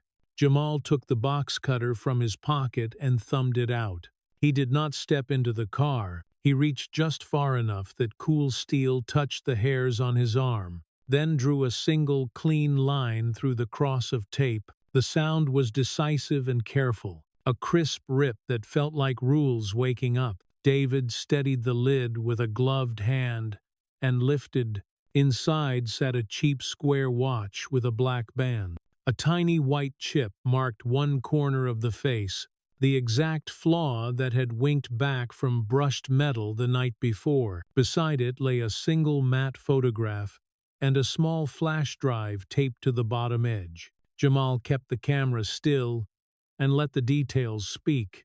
The photograph found him before he wanted it to. He and Destiny, framed by the marble hush of the lobby, her backpack caught mid-swing, his hand gathering the strap so it would not slide. Along the bottom margin, someone had burned a timestamp, the digits bright and legal. The angle did not belong to any camera on the map inside his head. Catherine inhaled and smoothed the air back down with will. "We stay in front of this," she said, voice even. "We do not run." David slid the picture into a sleeve, the flash drive with it, then bagged the watch alone. He narrated each motion. Jamal repeated the words, and Catherine wrote them. Hour in words, location in words, names printed, signatures ready. David sealed both sleeves with red tamper tabs. He pressed the stickers down so the glue sang a faint, satisfied rasp. He initialed, Jamal initialed, Catherine signed witness in a quiet, unwavering hand. They stood a breath with the car still open. The red blink kept time. The building held its breath and exhaled in vents and distant compressors. Then David tapped the call panel and sent the car to an empty floor. The doors slid shut with a measured sigh. "Not explosive," David said. "Worse, an invitation that pretends to be a warning." They moved the scene into security, past glass and monitors that painted a silent city of rectangles. On a steel table under a ceiling camera, David photographed the sleeves again, overhead and close. The lens clicked softly, like a disciplined heartbeat. He placed both into a drawer and spun the dial. The lock answered with a clean mechanical clack, the sound of a sentence ending with a period. "We notify law enforcement for morning review," Catherine said. "We do not transmit content. We show in person, with chain intact. Meanwhile, we change our routes and our rules." David spoke without looking down. "Executive exits escorted. Alternate paths for the chief. Vendor badges limited by strict windows. And reissued, not extended. Freight access with code phrases that rotate each shift. And destiny," Jamal said, the name landing heavy and right between them. Catherine met that weight openly. "An escort for school hours starting today. One of our drivers, already on payroll. We frame it as care, not fear. You do not walk alone into or out of this building until I tell you." Jamal pictured beads clicking as his daughter leaned over homework in his office, the pencil's gentle whisper against paper. He felt a decision knit itself through his chest, like thread through canvas. It was the same certainty as the first compression on a stranger's sternum. Once you begin, you do not stop until a professional hand tells you to stand down. "Then we put it on paper," he said, "not just in the heart. I am in until this is finished. Record that." Catherine's voice softened without losing edge. "We will finish in daylight," she said, "and we will do it clean." They wrote, "Hour in words," where they stood, what they opened, who witnessed, what they sealed. David called the non-emergency line, identified himself as head of security, requested a detective at first business hour, He hung up and wrote the badge number of the person who answered. No names on paper, only numbers that could be checked without stories. Catherine walked to the executive elevator and chose the stairs. The stairwell air smelled like concrete cooling and old paint, like a school after dismissal. Their footfalls matched. At the landing she paused, palm on the rail. They want me tired for the board, she said. It will not work. You do not spook. Jamal answered. Neither do you, she said, and the echo carried respect more than sound. He went home when the city was the color of pewter. Destiny slept through his key. At the kitchen table he added the incident sheet behind the reflection still from the night before. The chipped watch face sat in his mind like a tooth in a jaw that would not unclench. He opened his small notebook and wrote 3 lines in plain language. They can see from places that should not exist. They want us to feel seen. They believe fear is leverage. He underlined the last line twice, then slid the notebook beneath the packet and laid his badge on top. Plastic touched paper with a small, definite click. Morning made the apartment honest again. He braided Destiny's hair while she stood on the tiles and recited spelling words. Beads clicked at each turn. A bright, domestic metronome. Do you have to fix the big machines again? She asked. Every day, he said, kissing the crown of her head. And today we try a new path, just to see a different tree. At school gate, Mrs. Chen waited with her dependable warmth. Their eyes met, and a plan that had been spoken in the small hours settled without fuss. If a driver ever did not appear, a phrase would pass between them like a key under a mat. Destiny had learned it the night before, serious and proud. Sterling's lobby wore its usual managed hush. Inside security, changes hid in plain sight. A clipboard lived behind glass, not on a desk. A second guard watched an angle that used to be blind. Vendor badges printed with a minute chirp when tapped. Unaudible receipt. Rachel's schedule grid had grown a new column for code phrases. She handed Jamal a small card. 1 word for challenge, 1 word for reply. He tucked it behind his badge, a quiet promise to himself. At first hour, a detective in a plain suit arrived with a legal pad and a face that understood complex mornings. David showed the sleeves, the video of the box, the still with the chipped watch. The detective asked questions shaped like statements. He initialed the red tabs, left the evidence in the drawer where it belonged, and promised to return with a request for video pulled by warrant rather than temperament. Catherine appeared long enough to look him in the eye and put her name on the page that asked for follow-up. She slid a business card across the steel without flourish. Then she turned to Jamal with the solidarity of a surgeon, speaking to the person who kept a heart alive long enough to operate. Tomorrow we surface this, she said, not to feed a threat, to starve it with light. Her afternoon calendar invite went to a small circle with a simple subject line, review of safety incident. No drama in the words. The reveal would be the facts. Jamal would bring the packet, David the seals log, Rachel the whereabouts grid, Brad, at last, on the right side of his own pride, the maintenance roster, and a mouth closed unless useful. Jamal walked his rounds and felt the building learn him back. The seals held, the red diodes blinked like steadfast nerves. Somewhere, a printer cleared its throat and slid out a badge with a tidy click. The executive elevators sang their smooth song, a glossy lie that wanted the world to forget how anything truly works. He let them sing. He kept notes. He drank water. He took a call from Destiny at midday.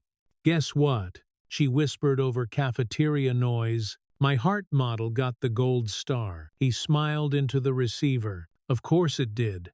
Be brave and big. Are you brave and big? She asked.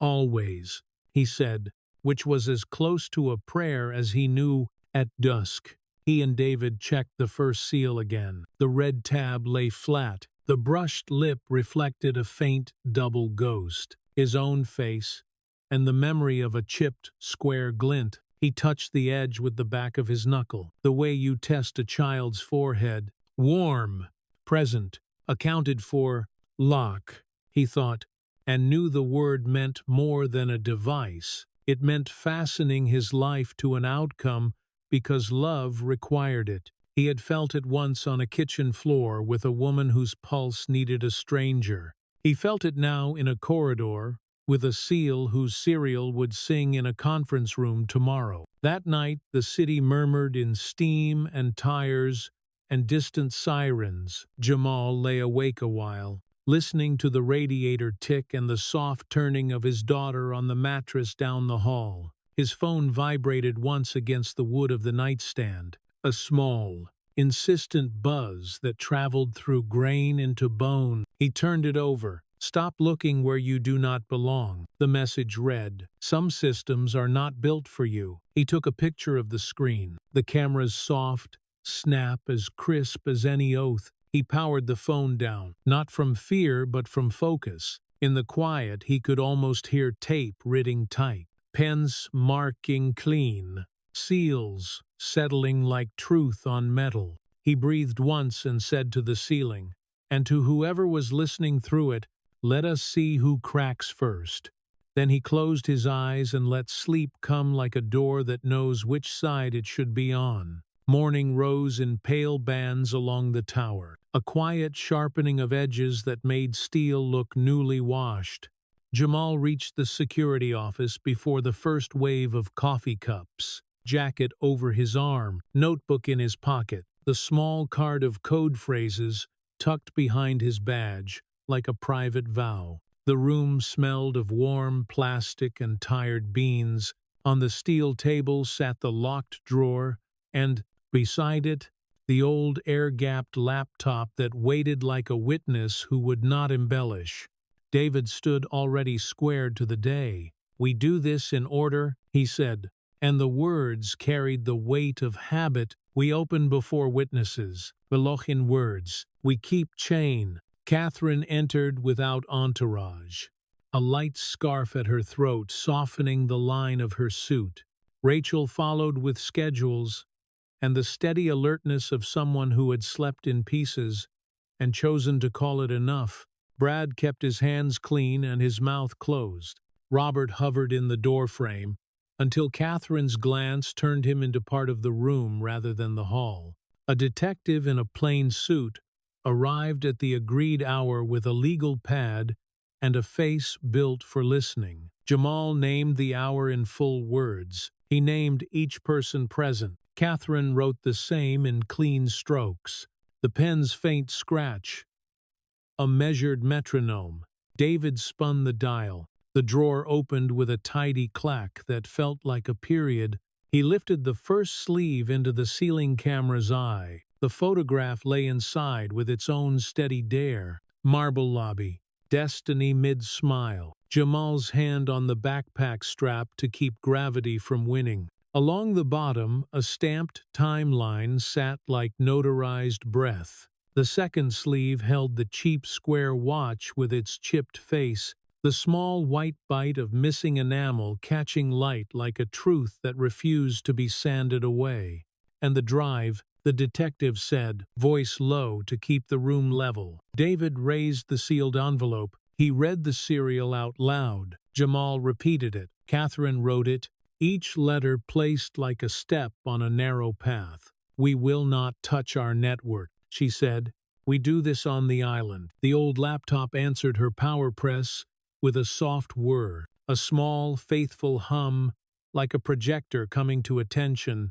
David slit the red tab. The tape sighed as it surrendered. He tipped the flash drive into his palm and let the ceiling camera hold it a beat.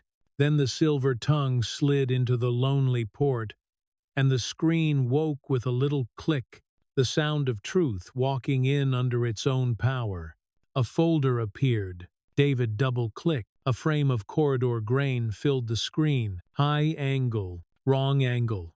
A place an eye should not have. The figure wore a brim pulled low, and the jacket of a person who wanted to blend while being seen. An arm lifted. On the wrist, a square face flashed, and in that flash, the tiny white chip winked like a seed of fact-breaking soil. The figure turned toward the lens with a half-beat of insolence, reached behind the brushed panel, and the frame cut to black like a held breath collapsing. The second clip opened on the lobby from above.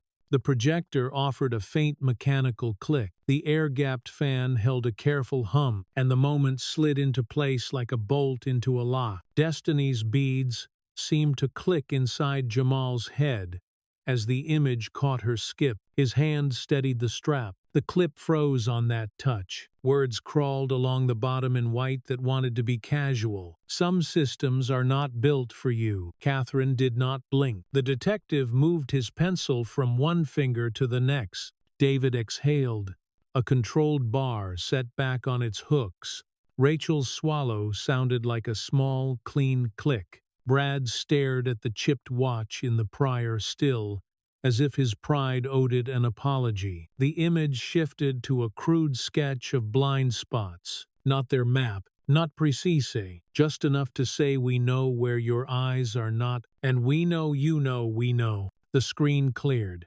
The old laptop breathed. Catherine slid the drive back into its sleeve and pressed a fresh red tab down until glue sang a quiet rasp. She initialed the edge. David initialed below. Jamal signed his name in letters that did not stray. We will deliver this with chain when your unit is ready. Catherine told the detective, until then it stays under our key with our log. We will not be silent. We will not be dramatic. We will be exact. Expect a request by end of day. The detective said, expect me to ask for vendors and windows. Expect me not to assume your innocence or your guilt. Be pessimist on paper, Catherine answered. We will be realists on the floor. They locked the drawer. The clack landed like a calm verdict. For a breath, the room held only the thin projector click and the little whir of the fan. A clean machine hum. Then Catherine looked at Jamal. Not over him, not through him. We do the internal reveal before lunch, she said. The board gets the same light after. We control the order and the air. The small conference room gathered bodies and breath. The projector woke again with its polite click. Catherine opened with the sound of procedure. Not theater. Chain of custody. Reflections still. Timestamp. Chipped watch face. Her voice was decisive and unhurried, and she used silence like a tool. We are not here for drama. Short pose. We are here for daylight. We are not here for blame guesses. Short pose. We are here for record and plan. The corridor clip rolled. The watch flashed. The room found the flaw on its own and fell quiet. The lobby freeze filled the wall. Destiny bright and unguarded. Jamal's hand doing what love does, without asking permission. Jamal felt heat rise and settle. Not shame, only the bracing rush that comes when someone tries to make care into a weakness and fails. Catherine let the quiet sit, then placed her words on it like weight. Light is optics. She said, hiding would be worse optics and worse practice. We are answering in the only order that works. Air. Slight pose. Plan. Slight pose. Action. David listed escort. Routes. Seals. Rotating phrases. Vendor windows. Rachel walked the seal serials and times, with a pen tap like a metronome. Brad asked what was needed, and did not posture when the answer was watch more than you talk. After, Catherine sent the deck to the board with a one-line note. We open with this. The main room upstairs gathered directors who had built careers sniffing for weakness and buying strength. The projector's click gave them something clean to lean on. The hacked clips ran. The sentence on marble ran colder than air. A director began to say optics in a careful tone, and Catherine cut the word cleanly in half. Light is optics, she repeated. Steady. Hiding would be worse optics and worse practice. We are answering in the only order that works: air, plan, action. She let a small silence follow, a deliberate beat, where power could feel its own breathing. Another director asked about liability. The detective in the back cleared his throat in a gentle warning about rooms with sworn lights. Catherine did not smile. She clicked to the slide that showed changes already made and spoke in verbs: we escort, we seal, we rotate, we audit, we log. Then came the question she had waited to catch bare-handed. What do you need? An external perimeter audit, physical and digital. She said, budget for hardened panels where human hands should never enter. 2 additional senior security hires who have seen this exact theater and know when not to clap, and standing time on every agenda where human safety meets quarterly plans. So truth goes first.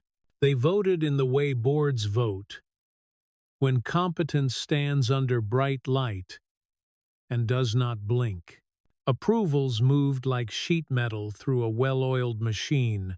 The small sound of assent traveled around the table, more breath than speech. In the corridor, under a painting that insisted on a crooked horizon, Catherine stood with Jamal and David and Rachel and Brad and Robert. You did not flinch, David told her. I could not, she said, then met Jamal's eyes. Neither did you. Machines do not lie, he answered. We made the room listen. He rode the elevator down to the lobby and looked up into the space where an eye had sat that did not belong. Marble held the quiet like a promise. Radios changed hands at the desk with a soft passing click. The building felt aligned, not because danger had vanished, but because truth had been named out loud and set on paper. His phone buzzed. From Catherine. 2 words. We are ahead. He typed back an oath he could keep. We stay. He slipped the phone away and let the room fill his lungs.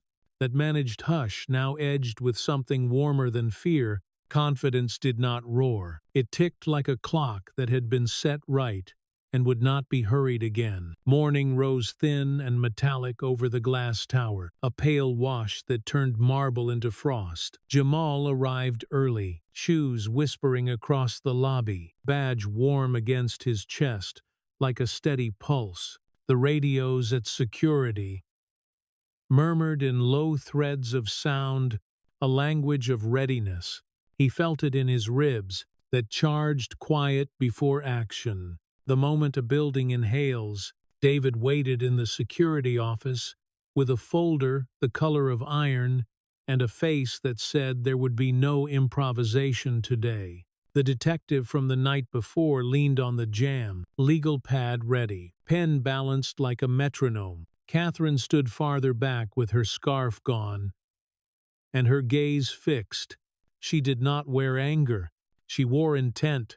We do this clean, David said, voice even. No theater, no raised voices. We read, we record, we escort. Jamal nodded. He could hear his own breath in the small space, the hush between elevator chime, the soft clatter of keys being set down, the SEALs report, the photos, the watch bagged beside its twin, all lay in a neat line that felt like a spine. They called Tom to the room at mid-morning. He entered with a practiced half-smile and the careful gait of a man hoping to find a misunderstanding he could climb into and live in. The square watch sat bright on his wrist, the small white chip on its corner like a flake of frost that would not melt. Please sit, Catherine said. Her tone was steady as a line on a heart monitor. Tom obeyed, hands folding, unfolding, then flattening on the tabletop. For the record, David began, today is a continuation of an internal investigation into unauthorized access of a sealed electrical cabinet and attempts to conceal or override audit controls.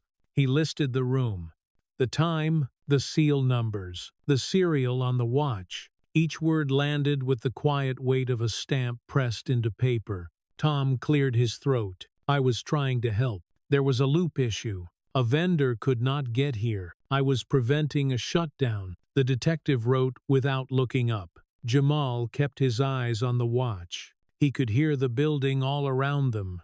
The low drone of air through ductwork, the distant whisper of an elevator cable, the soft tick from a relay behind a panel a floor away. It calmed him. Mechanics were honest. Catherine's turn. Her voice softened, not at all. Yesterday you stood in a sealed room without a ticket, during an announced audit window, wearing a watch that appears in footage taken during a prior intrusion. You used an outdated code phrase. You attempted to pass a false work order in a sealed clipboard. She let the silence expand for a measured beat. Do you wish to add anything before we proceed? Tom looked at his hands. He pressed his fingertips together until the knuckles blanched. Then let them go. I was told it would make me look competent, he said, that I could speed us through a backlog. He did not say who told him. He focused on the table grain as if it might open and swallow him. Zuri would have repeated the words into an official record in a different story. Here the recorder on David's phone took the oath in a small red light. Catherine reached for a single sheet and slid it to the center of the table. Her nails made the faintest tap, the sound of a gavel in miniature. Thomas, for the record, employment is terminated for cause effective now, for violation of safety protocol, breach of access control, and attempted manipulation of audit systems during an active review. Badge access is revoked. System credentials are revoked, and you are barred from all Sterling properties pending legal process. The detective will outline the next steps. The words sat in the air, clear and cold.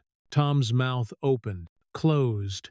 His fingers made a small cracking sound as he laced and relaced them. Knuckles, clicking like beads, slid along a string. He tried on outrage, then let it fall. What do you want from me now? He said. The fight stripped out of the question. Your watch and your phone, the detective said. His tone belonged to a staircase, each tread solid. No need to look down. He slid a sleeve across the table. Tom hesitated, then unbuckled the band. The metal kissed the plastic with a soft whisper. The detective sealed the edge with a firm pinch that hissed like a sigh. The phone followed, slipping into the Faraday bag with a dry rustle. There is a room downstairs where we will take prints and confirm chain details, the detective added. Then an escorted exit. No cuffs unless you insist. Catherine lifted her gaze to Tom and held him there. There are two kinds of power in this building, she said, each word deliberate, the kind that speaks softly and fixes things, and the kind that whispers in corners and breaks them. Today the first kind win. Rise, please. He stood, the chair legs scraped once, a sad little bark against tile. David opened the door. Air moved. Radios cracked once with confirmations. Robert stood near the lobby like a pillar in a uniform. Eyes steady, posture respectful. No one in the hallway raised a phone. Procedures have their own gravity. They walked. The escort rhythm found them at once. The detective a pace ahead, David a pace behind. Jamal at Tom's left shoulder, where he could block a reflex without making one. Catherine did not follow. She remained in the doorway for a breath, then turned back to the work that would knit the building whole. Her heels tapped once, twice, then became silence. Down the corridor, carpet swallowed most sound, and still the music of consequence played. A radio click, a door hush, a badge reader's soft denial at a closed elevator bank. At the junction by the open atrium, sunlight pooled, warm and indifferent. Employees glanced up and then away, eyes respectful, the office version of covering a neighbor with a coat. In the elevator the hum took over, cables, singing a thin metal note. Tom stared at his reflection in the brushed steel. A man without a phone, without a watch, without the story he had rehearsed. He tried to fill the box with words. Nothing arrived. The doors opened to the lobby's cold shine. The marble made each footfall into a syllable. The escort cadence set the beat, measured, lawful, unhurried. Jamal felt the crowd's attention like a temperature chain. A rise, then a fall. No one said his name. No one had to. He kept his eyes on the exit, on the rectangle of daylight that turned glass into a screen. At the security desk, Robert straightened, hands folded. For a moment, the building held its breath. Catherine had said there would be no theater. Even so, a hush formed, the human instinct to witness the end of a thread. The detective paused just long enough to speak the line that would lock the scene into memory. For the record, subject is being escorted from Sterling property, pending further action. He looked at Robert, logged the time. Robert wrote the words in a slow, careful hand, each letter a small hinge that would not fail. Tom's shoes scuffed once on the polished floor. The sound was thin, tired. He glanced at Jamal. The look held a tangle of things: pride, shame, a silent request to become a different person in a single instant. Jamal did not look away and did not offer a story to hide in. Sometimes mercy is the steady lane between noise and spectacle.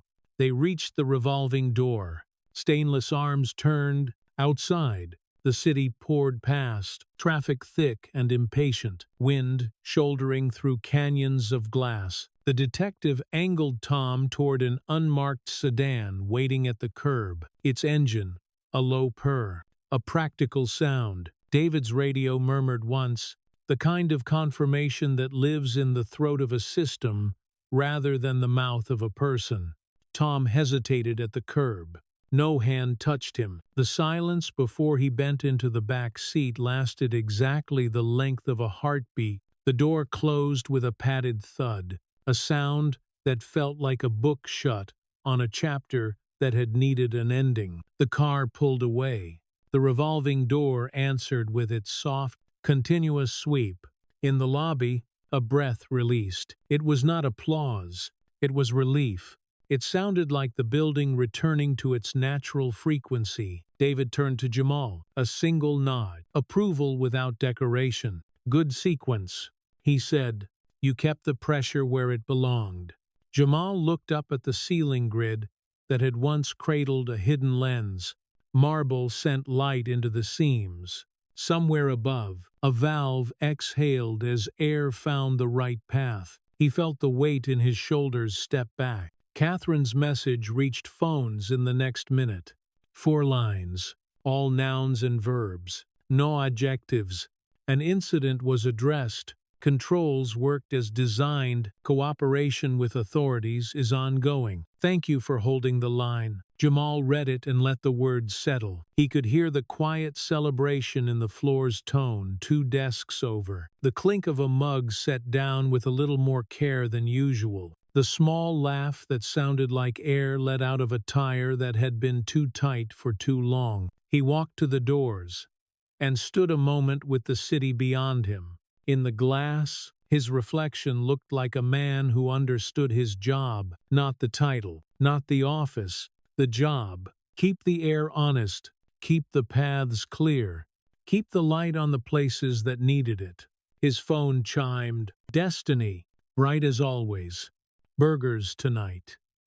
She added a string of hearts spelled out as words, the way she did when she wanted to make him smile. He typed yes, extra fries, and slipped the phone back into his pocket. Behind him, Robert's pen scratched one last time, logging the hour, the escort, the exit. The sound felt final in the best way. Jamal turned from the door and headed for the stairs, choosing the route where the building spoke to him in the language he loved. Concrete underfoot, rail cool to the palm, the breath of machines, steady and true. By evening, the tower would settle into its night rhythm. Tomorrow there would be paperwork and statements and the slow machinery of consequence.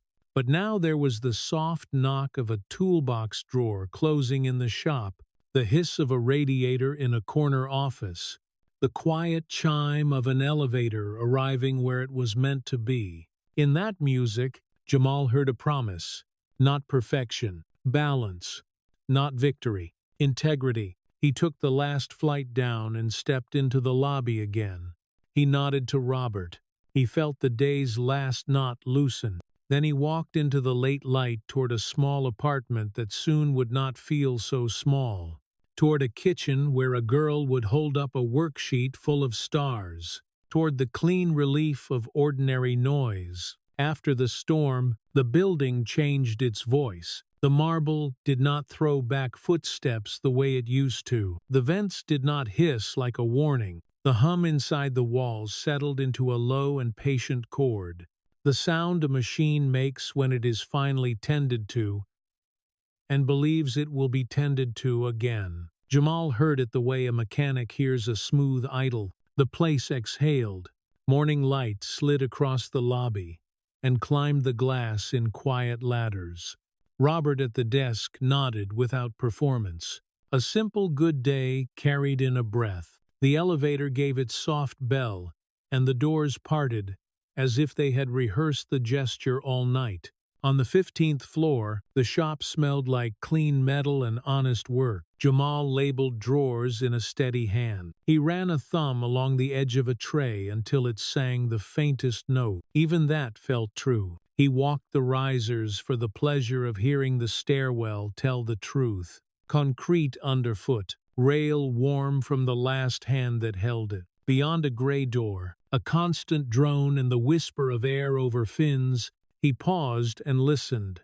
Machines forgive you when you keep your word to them. He had learned that. He practiced it now. In his office, emails fell in a gentle rhythm. Legal confirmed terminations and notices served. Compliance posted dates for renewed drills. A short update from the detective arrived like a clipped footstep in a quiet hall. This phase continues. Thank you for your cooperation. Catherine sent one line to the whole company and left it at that. We keep processes in the open. We keep people safe in the open. We keep going. No flourish. No fever. A promise shaped like a sentence. On Tuesday, before the floors filled, Jamal stood in Catherine's doorway and heard the kettle finish its small labor. The room held the managed hush of an executive wing, but it did not feel far away anymore. She poured, steam rose and folded back. They said less than they felt. You kept your promise. She said, you did too, he answered. Between them on the desk lay a folder with the scholarship paperwork. The name on the title reached into his chest and pressed on a soft place he protected and refused to hide. He did not touch the pages. He did not need to. He knew what they meant. A door for another child. A hand on the knob. Rumor tried to grow and found no soil. Numbers and timestamps pinned the ground down. Lisa posted maintenance calendars on a wall in bold strokes. Brad began carrying a small notebook and wrote ideas before he spoke them. A beat of humility that sounded different in a room. Tom's old chair stayed empty and did not pull people toward it. Emptiness can be a warning. It can also be a space saved for better use. At home, sound remade the evening. The radiator sang a low metal song that meant warmth. The smart lock blinked its red diode with a steady confidence, not an alarm, a pulse. Destiny practiced her science fair talk facing the hallway mirror, beads in her hair giving their shy little clack when she turned her head to make a point. When Jamal opened the folder with bills, the calculator clicks did not sound like falling pebbles at the lip of a cliff. They sounded like keys fitting a lock. He picked up small rituals and let them stay. A once-a-week stop at Mrs. Chen's door with fruit and thanks, a hinge tightened, a cork under a table leg replaced with a proper felt pad. He wrote dates on filters at home and at work, neat letters that made the future less slippery. He called the funeral home and made a payment. The silence after he hung up did not feel like failure. It felt like progress taking a breath. The science fair drew him into a gym that smelled like floor wax and crayons and effort. Posters leaned, tape lifted at the corners and stuck again under careful thumbs.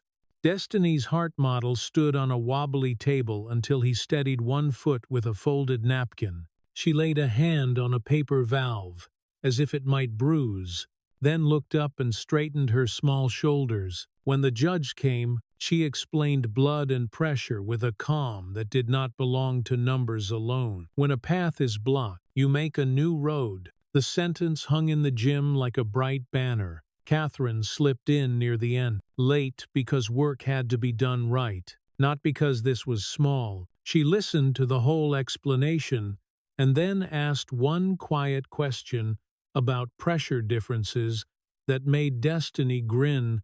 The judge nodded in a way that carried weight. Later, a ribbon sat soft and proud in Jamal's palm. It suited the refrigerator door. It suited the girl who earned it. Evenings returned to the apartment like a familiar friend. The hallway carried the low comfort of a neighbor's radio. A laugh rose, then folded away. The basil plant on the window leaned into light and released its clean scent every time a hand brushed it. Destiny read from her book about stars and underlined lines with her finger. Afterwards, she lay back and watched the ceiling, while the smoke detector blinked its small red heartbeat. Not a warning, a proof of life. Catherine stood in the hall and leaned against the wall. The way you do, in a place where you are allowed to rest.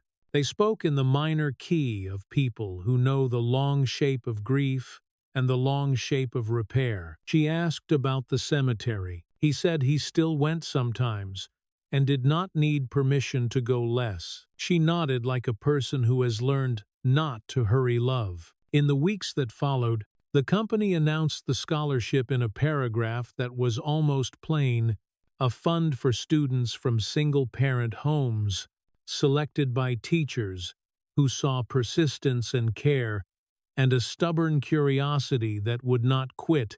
The name in the heading made Jamal sit down. He read the paragraph twice, and then once again without seeing any of the word. Pride can be quiet. It can be rich without any shine at all. He marked the day by moving slowly through simple tasks. He sharpened the pencils in the shop until their points were clean and honest. He wiped down the handles of 2 cabinets with a cloth and a patience that felt like gratitude doing honest work.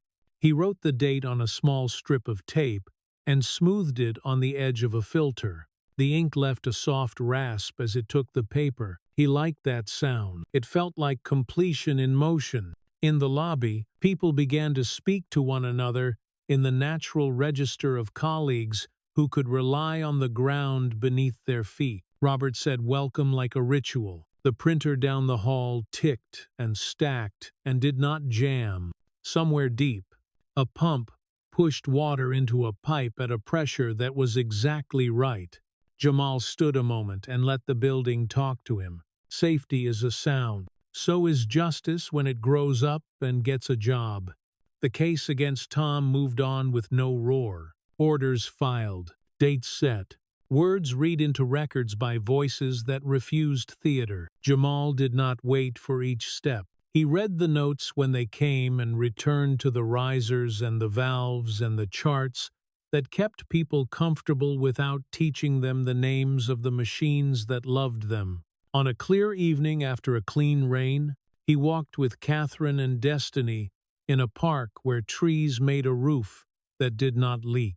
The path was damp and sweet. Children laughed far off in a clump of light. A dog shook itself by a bench and turned sound into glitter. They stopped on a little bridge and watched the water take the city in, piece by piece, making it softer. Catherine tucked a strand of hair behind her ear. Destiny broke a cookie and handed crumbs to the smallest birds, with the seriousness of a judge. They went home in the blue hour. The door closed with a gentle thud that felt like a full stop. The radiator sang again, that thin metal tenor that means the room will be kind. Jamal checked the lot, the stove, the valves, then set a pen down on paper and wrote a short list for morning. The nib whispered a soft line. Across the hall, Destiny murmured a good night. In the kitchen, the basil gave up its bright scent under a light touch. Catherine stood in the doorway and watched him finish the list. The apartment held a collage of distant peace, a faint car horn from blocks away, like a memory-losing volume, a child's laugh under the window from a stroller rolling home. A phone in the living room gave one small chime and fell silent, a world that once demanded and now waited its turn. He looked at her and then at the room that had taught him how to breathe again. He turned off the light in a plain order. He lay back and watched the ceiling until the small red diode blinked. He let the silence sit for a heartbeat, and one more. Then he spoke into it, in a voice meant for a house and a future that were listening. Warm rooms speak louder than wealth. At its heart, this story reminds us that dignity is not something granted by status or power. It's something we protect within ourselves, even when the world tries to take it away. Life will always test us through injustice, BS, and betrayal, but real strength is revealed not in how loudly we fight, but in how steadily we stand. Like the old saying goes, gold fears no fire. When we face unfairness with integrity instead of resentment, when we speak up instead of staying silent, we become the quiet proof that light still wins over shadows. For many of us, especially those who've spent a lifetime navigating a world that doesn't always play fair, this story is a gentle nudge to look inward, to choose growth over bitterness, grace over surrender. The systems may be flawed, people may disappoint, but character, our truest compass, remains in our hands. Justice sometimes moves slow, but the long road shows the real horse. Staying patient, kind, and clear about who we are is how we win in the end. If this story touched something in you, if it reminded you of a time you had to find your voice or stand your ground when no one else would, share that moment below. I'd love to hear how you faced it. Don't forget to like this video to help it reach others who might need the reminder, and subscribe to the channel for more stories that challenge, comfort, and inspire. Until next time, may your nights be quiet, your mornings steady, and your heart strong enough to keep choosing light, even when the world forgets to.